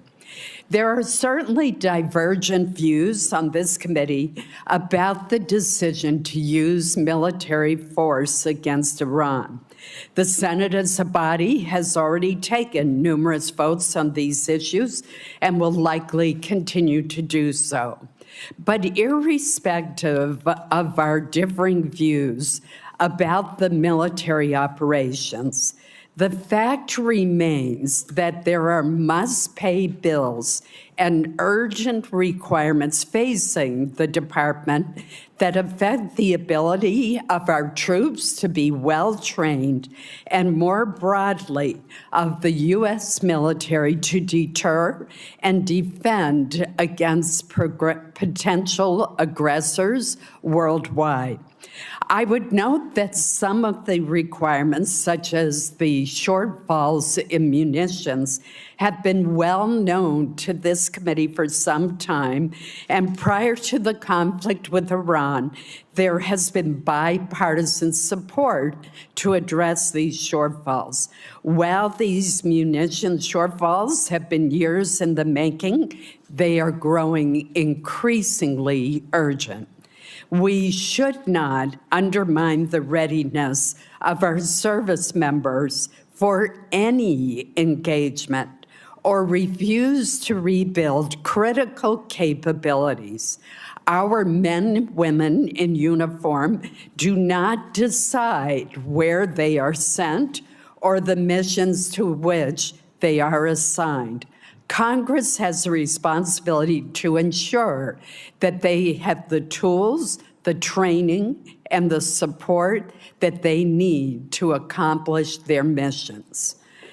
On the topic of our service members, I would be remiss if I did not note that since January of last year, the department has removed a number of senior generals and admirals from their positions, blocked or altered promotion lists across multiple services, and intervened in several senior assignments. A recent New York Times story reported that about 40 senior officers were removed from promotion lists, and more than 24 generals and admirals were fired or sidelined, including Admiral Lisa Franchetti, the first woman to lead the Navy. The Times further reports that more than half of those fired or removed have been female or Black, and that for the first time in more than a decade, no active duty female naval officers are likely to be promoted to admiral. I find this deeply troubling. These are men and women who volunteered to serve our country and swore an oath to support and defend our Constitution. Over the course of their careers, they have earned the support and the trust of their commanders and subordinates, led our men and women in uniform, and were selected through rigorous command and promotion boards. They have served under presidents and defense secretaries from both parties. Reports that women and people of color are disproportionately fired or sidelined create the impression that their service is not valued. This is likely to discourage well-qualified women and individuals of color from joining our armed forces, thus depriving us of their talent, dedication, and patriotism. The United States military is one of the greatest meritocracies in the free world. We need to make sure that it stays that way.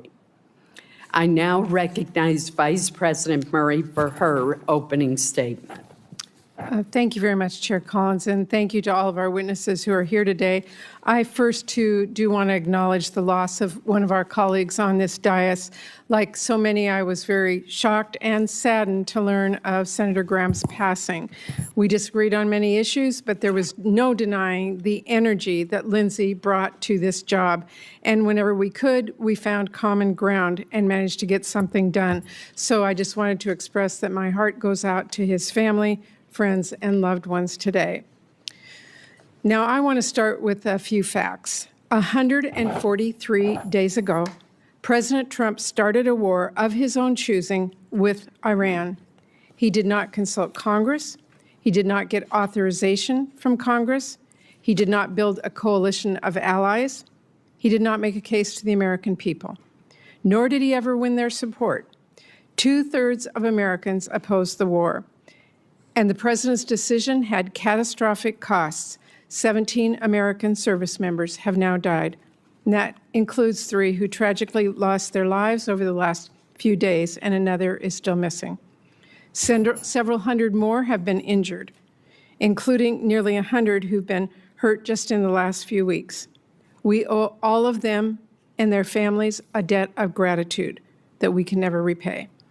Thousands of civilians have also been killed, and this administration will not tell the public or Congress the true financial costs of this war, but we know it is very well into the tens of billions of dollars.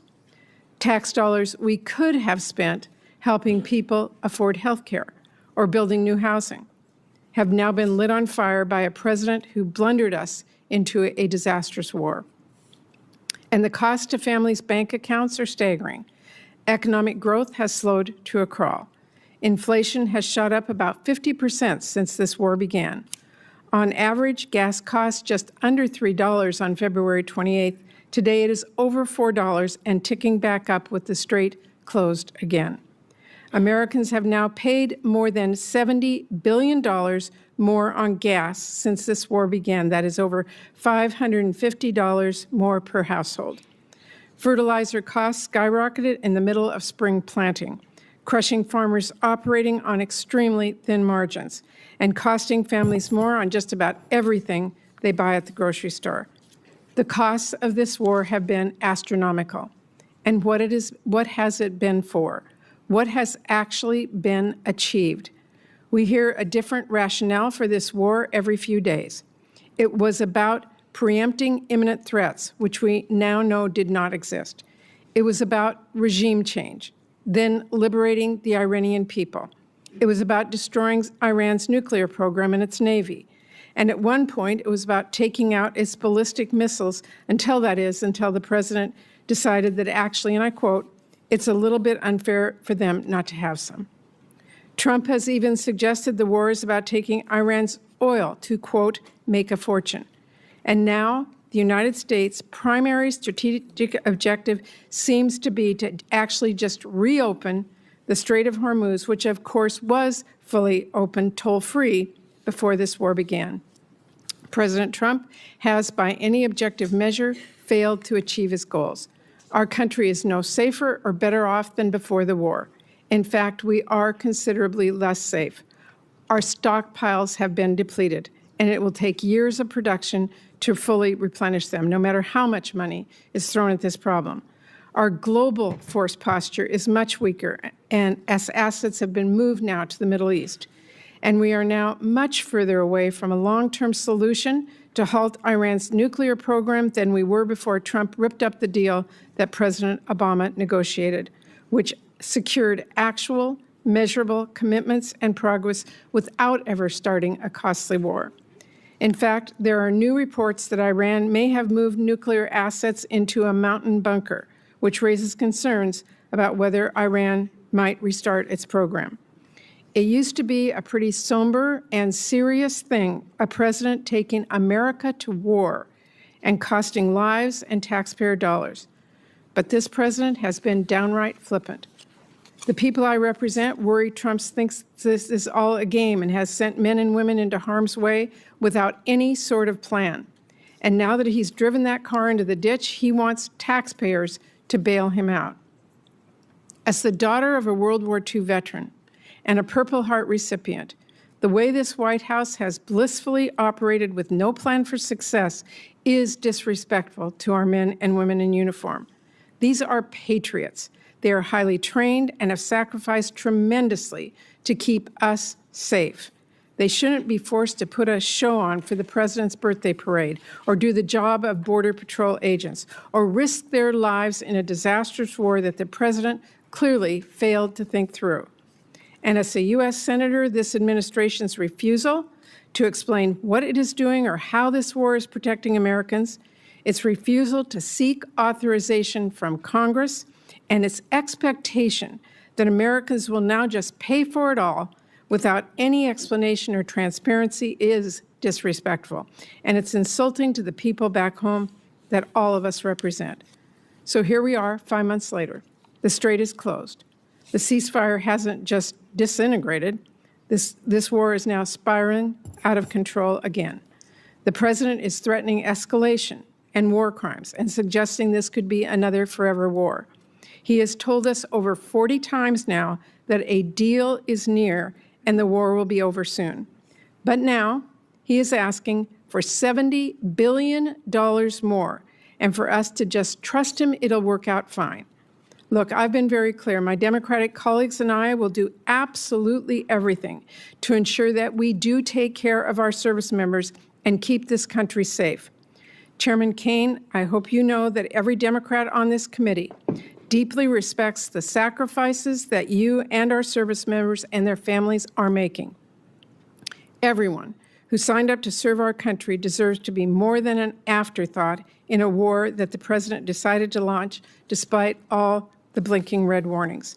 But my colleagues and I cannot and will not support rubber stamping a request to bankroll this war and whatever other misadventures Trump wants to get us into next.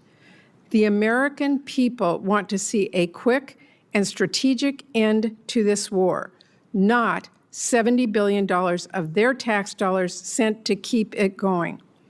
And I want to make a few important points. First, the president's request is not even a primarily primarily a request to cover the costs of the Iran war. This request is chock full of asks to fund unrelated DoD priorities, which should be considered through our annual appropriations process, not in an emergency supplemental. And that includes almost $1 billion for Southcom, nearly $1 billion to keep deploying the National Guard here in D.C., and more than $1 billion for the southern border. Secondly, President Trump is making this request as the Pentagon has a record-breaking $1 trillion total budget for FY26, including over $75 billion it has in unspent money from Republicans' big ugly bill. Understand you may have mismanaged your budget, Secretary Hegseth, but you have to do your due diligence to fix the cash flow problems you've caused before asking taxpayers for more. Third, the President is now asking for all of us to approve tens of billions of dollars in new funding for the war, while his administration still has yet to share actual cost estimates, essential information to justify this request, and a plan for where on earth this conflict goes next. This administration is either hiding the truth from Congress and the American people, or if you take at face value what they've said, and in the few briefings that we've had, they have no idea what is going on and no plan to right the ship, neither of which is acceptable. Now, Trump is also asking Congress for over $10 billion to help struggling American farmers who have been crushed first by the tariffs and then by this war, which has shot fertilizer and diesel costs through the roof. I'm digging into that request, but let me be clear. As we're looking at what farmers might need to weather Trump's storm, we must also help families put food on the table. And to do that, we should delay and ultimately reverse Republicans' deep cuts to SNAP, which have already kicked at least 1 million kids off of food assistance. Finally, Trump has also requested, and I had to read this one twice to believe, $1.3 billion in new funding for the State Department for Global Health and Humanitarian Needs. At the very same time, his administration is withholding more than twice that amount in funding that has already been signed into law and is available for the same purpose. He's also asking for authorities to make U.S. taxpayer dollars subsidize the Venezuelan oil industry and to finance the establishment of private investment funds like the one he just handed over to one of his ballroom donors. Unfortunately, Secretary Rubio is not here with us today to explain those requests, to talk about how this war forced one of the largest evacuations of our diplomatic posts ever, or to explain whether, as a national security advisor, he still thinks this war is, quote, the right decision, and whether he still, quote, believes in it strongly. So this is really a request to make taxpayers pay for the president's reckless decisions, from the Iran war to his trade wars to his global health cuts, all while doing nothing to help our families back home who are suffering because of those decisions. And that is what we should be focused on, helping people. Because as Senator Padilla and others on both sides of the aisle will tell us shortly, there are urgent domestic needs that we should be addressing instead of sending more money for Trump to drop bombs overseas. Priorities like disaster relief for our communities that have been ravaged by the unthinkable, or taking action to lower families' costs. You know what's a crisis right now? The fact that there are families I hear from back home who are working full-time and still being forced to decide whether to skip meals so they finally can buy their kids a pair of shoes. You know what's a crisis? The fact that hospitals are shutting down and kids are going hungry because of Republicans' cuts. Instead of bankrolling the president's war or sending ICE $70 billion, my colleagues on the other side of the aisle could work with us to quadruple our investments to cure cancer, or help families afford childcare, or help them afford to cool their homes. Those are policy choices. And Republican leadership has chosen to focus on funding war and ICE endlessly without a single cent for our American families. So let me close with this. This president says we can't afford health care. We can't afford child care. We can't afford housing. But somehow we can always afford another war. No price tag on that. Families in Washington State are skipping doctor's visits so they can afford groceries. Trump wants Congress to cut him a blank check for a war that no one supports. The American people entrust us to spend their taxpayer dollars strategically and thoughtfully. This is a huge responsibility, so let me be clear. I'm ready to work with my colleagues in a bipartisan way, as always, to address the needs of our nation and the American people.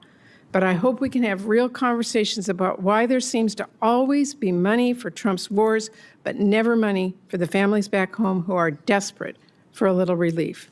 So I look forward to today's discussion. Thank you. I will now introduce our first panel of witnesses. Today, we're going to be hearing first from our colleagues, Senator Mike Rounds of South Dakota, Senator Ted Budd of North Carolina, and Senator Alex Padilla of California. I welcome all of you, and Senator Rounds will begin with you first. Chair Collins, Vice Chair Murray, and members of the committee, thank you for the opportunity to highlight why food security and national security go hand in hand. I'd also like to thank the Trump administration for recognizing that input pressures have made it more difficult for American farmers to support their own operations. In South Dakota, farming and ranching is more than a job. It's a way of life built on hard work, stewardship, and the hope of leaving the land better for the next generation. Feeding and fueling the world has never been easy. Producers continue showing up year after year despite drought, floods, disease, pests, volatile markets, and other challenges beyond their control. This supplemental funding request comes at a critical time. Farmers and ranchers are facing production costs that exceed market returns. Higher fertilizer, diesel fuel, seed, equipment, and crop protection costs, coupled with retaliatory trade practices and continued market uncertainty, have put enormous financial pressure on producers. Specifically, the projected loss per acre across the country in 2026 for corn is $131. For cotton, $342. For wheat, $114. And for soybeans, $80. While we work to strengthen America's ability to produce more of what we need here at home and reduce reliance on foreign supply chains, Congress should provide stability so producers can remain in business and continue producing the best food and fuel in the world. Today's threats extend well beyond weather and markets. Foreign adversaries, cyber threats, industry consolidation, arbitrary standards, and unfair trade practices impact farmers' ability to produce food, fiber, and fuel.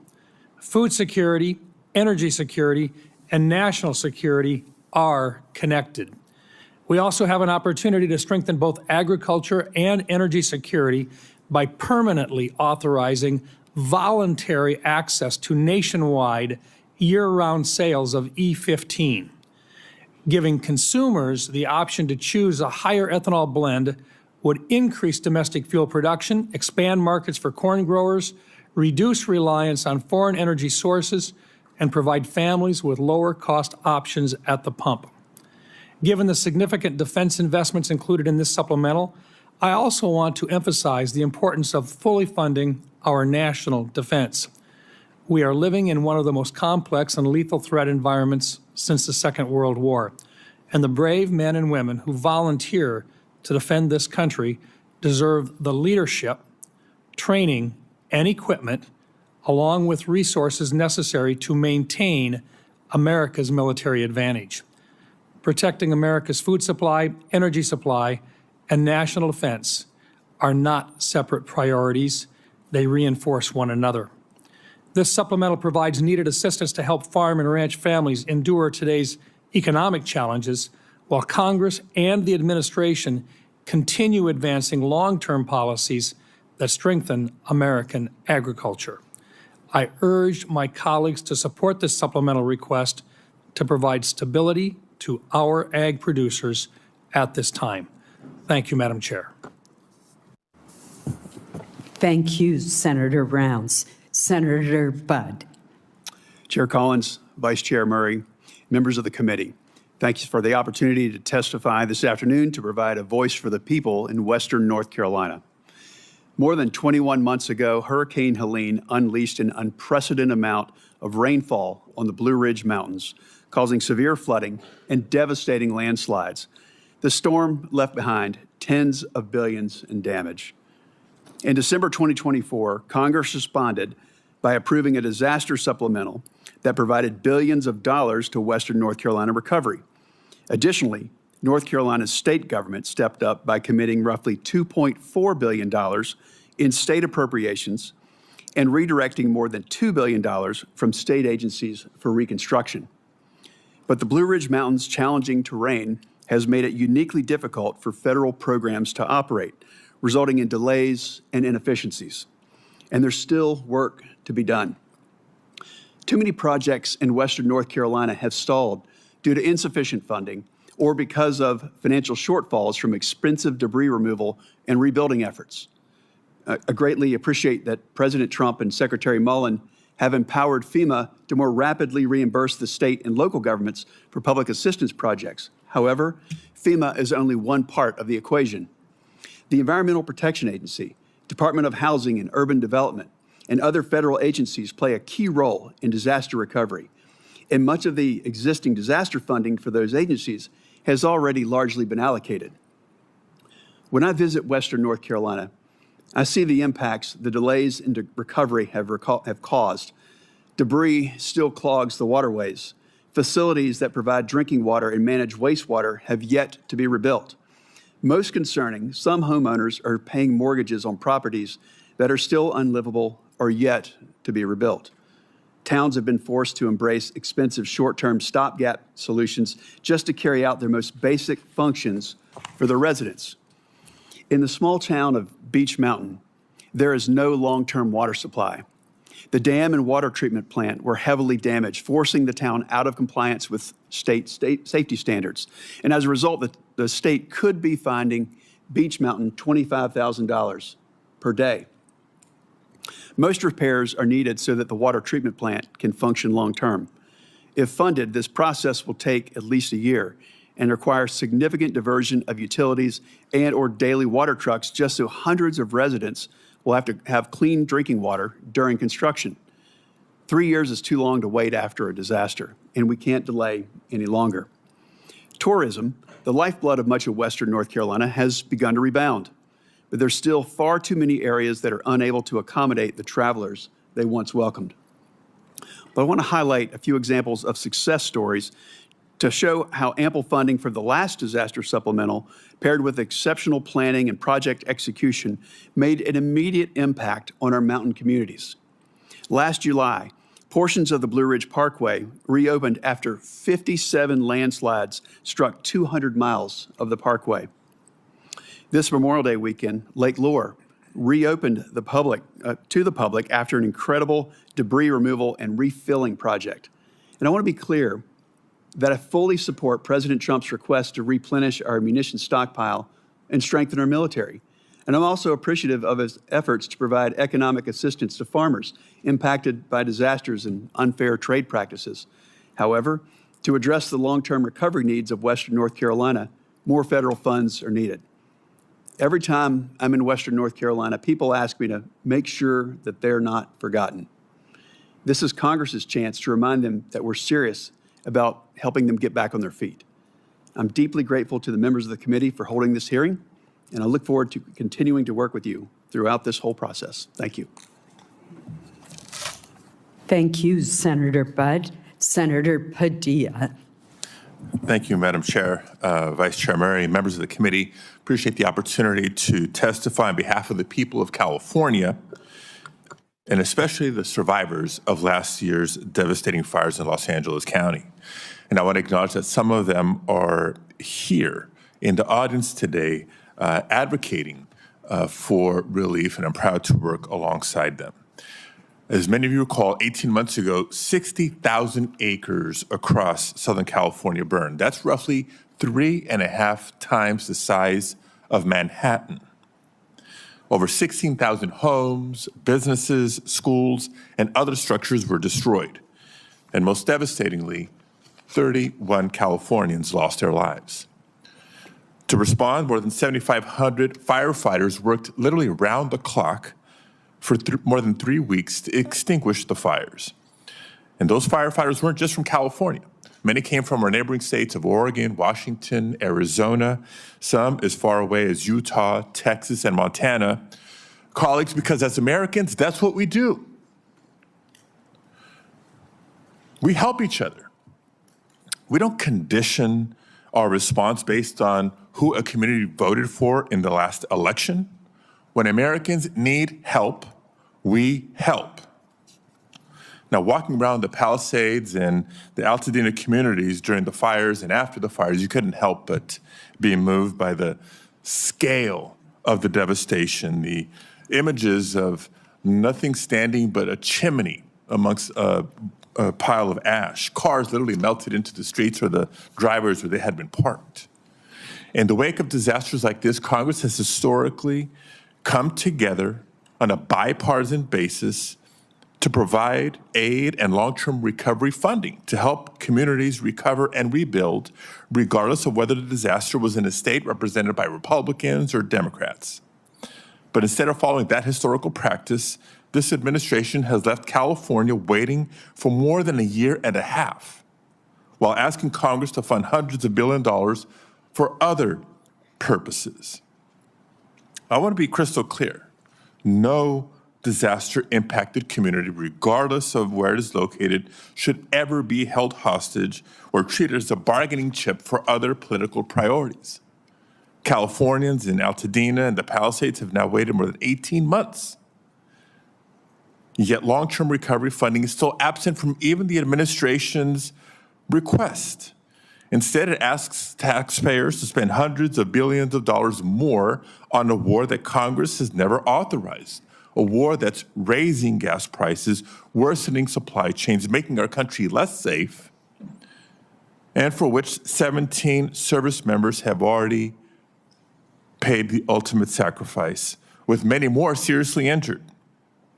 Now, we know this committee can address disaster relief without tying it to a laundry list of unrelated priorities, because it's done so many times before, including as recently as December 2024, when the committee on a bipartisan basis passed more than $100 billion of relief. There's no reason we can't do it again. Colleagues, we must reject the premise that it is okay to keep survivors waiting for help because the president, any president, decides they need something else from Congress to get it. To that end, I do want to thank my colleagues, Senators Tillis, Schiff, and Curtis, for joining me in sending a bipartisan letter to the committee just yesterday, supporting long-term disaster recovery funding. Madam Chair, I'd like to enter this letter into the record at this time. Thank you, Senator Padilla. I'm not done. I just want to enter the letter to the record. Without objection, thank you. It will be. And I'll be wrapping up soon here. I also want to reiterate what I said earlier. We know the next disaster is coming. Anyone who stepped outside of Washington this last weekend or across at least a dozen states saw and breathed the very impact of wildfires. And it may be Canada now, but it's going to be one of our states next. As of last week, the federal government has already spent over $3.3 billion in wildfire suppression this fiscal year, even though the peak of fire season is August and September. That's still ahead of us. That should concern the committee. We cannot allow wildfire suppression funding to run out before the end of the fiscal year. So in addition to the long-term disaster recovery funding, I urge the committee to examine the need for emergency suppression funds as well. And I would note that the Fire Fix, which has provided a steady resource for fighting wildfires, will expire in fiscal year 2027. Congress needs to extend and increase that funding to ensure firefighters have all the resources they need to respond to the ever-growing threat of wildfires. I'll close by reiterating what I said at the outset. Disasters do not distinguish between red states and blue states. And when it comes to disaster aid, neither should Congress. So thank you again for holding this hearing and allowing me to be a voice for my constituents and for disaster survivors across the country. I look forward to working with this committee to ensure that everyone has the resources and support that they need to recover and rebuild, regardless of which state they call home. Thank you very much.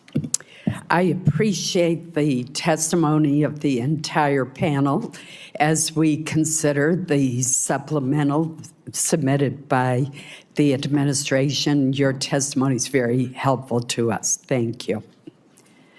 I will now ask that our second panel of witnesses come forward.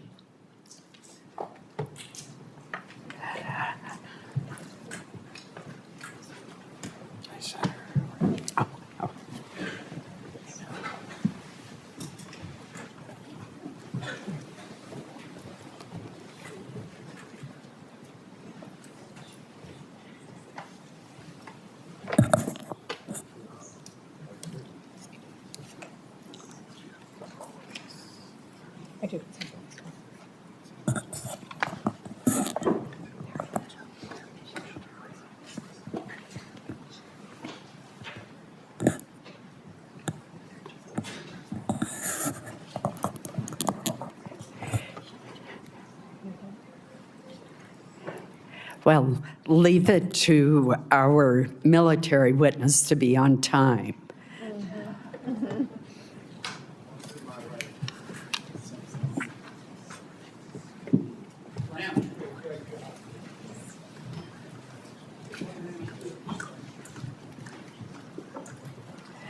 While we are waiting for our second panel to be seated, let me introduce them. We are joined today by the Secretary of War, Pete Hegseth, the Secretary of Agriculture, Brooke Rollins, and the Chairman of the Joint Chiefs of Staff, General Dan Caine. These administration officials represent the largest components of the administration's request, and we welcome them to the committee today. Secretary Hegseth, we will begin with your testimony. Please proceed. Well, Chair Collins, Vice Chair Murray, members of the Senate Committee on Appropriations, thank you for the opportunity to testify on President Trump's supplemental funding request for the Department of War. As you know, we live in a dangerous world that requires bold and swift action. Hence, this supplemental request for fiscal year 2026. This request is an urgent, necessary injection of resources to address the immediate needs of our department. The supplemental funding request is not a substitute.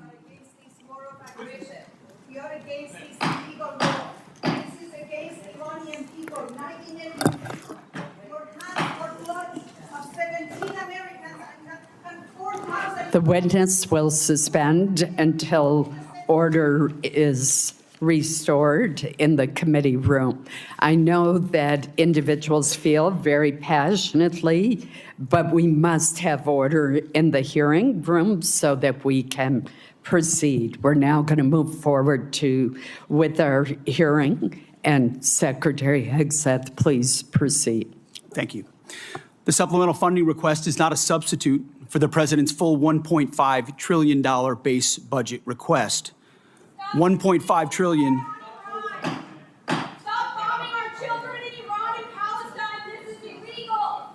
Mr. Secretary, please suspend until order is restored in the hearing room. We will begin the timing clock since you've been interrupted twice.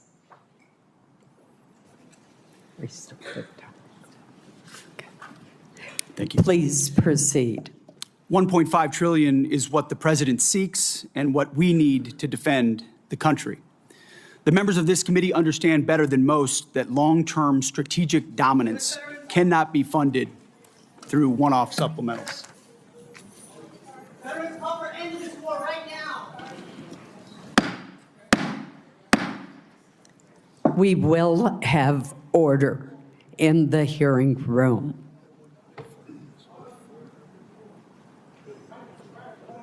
Mr. Secretary, please proceed. Collectively, the budget proposals submitted under President Trump follow a simple logic.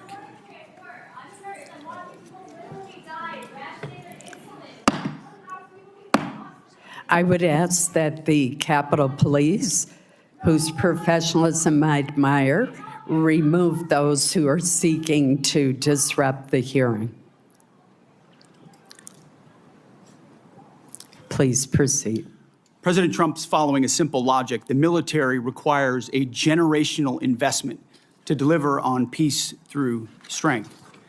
We know the best way to create peace is to prepare for war, to deter it.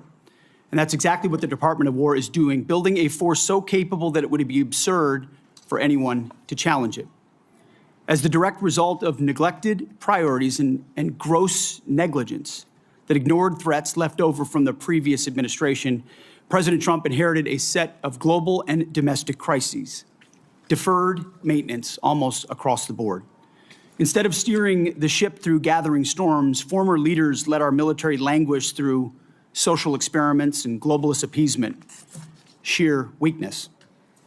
Under President Trump, we have built a different type of department. The Pentagon is no longer run by bureaucrats. Instead, it's led by combat-tested veterans and world-class business leaders who are running the department like a business, and tech titans who are bringing lethal innovation to the battlefield. We're also at a different moment, and we cannot afford inaction. If we don't make critical investments right now in tech, in compute, in AI, in autonomy, in space, our adversaries who are already making these types of investments could outpace us.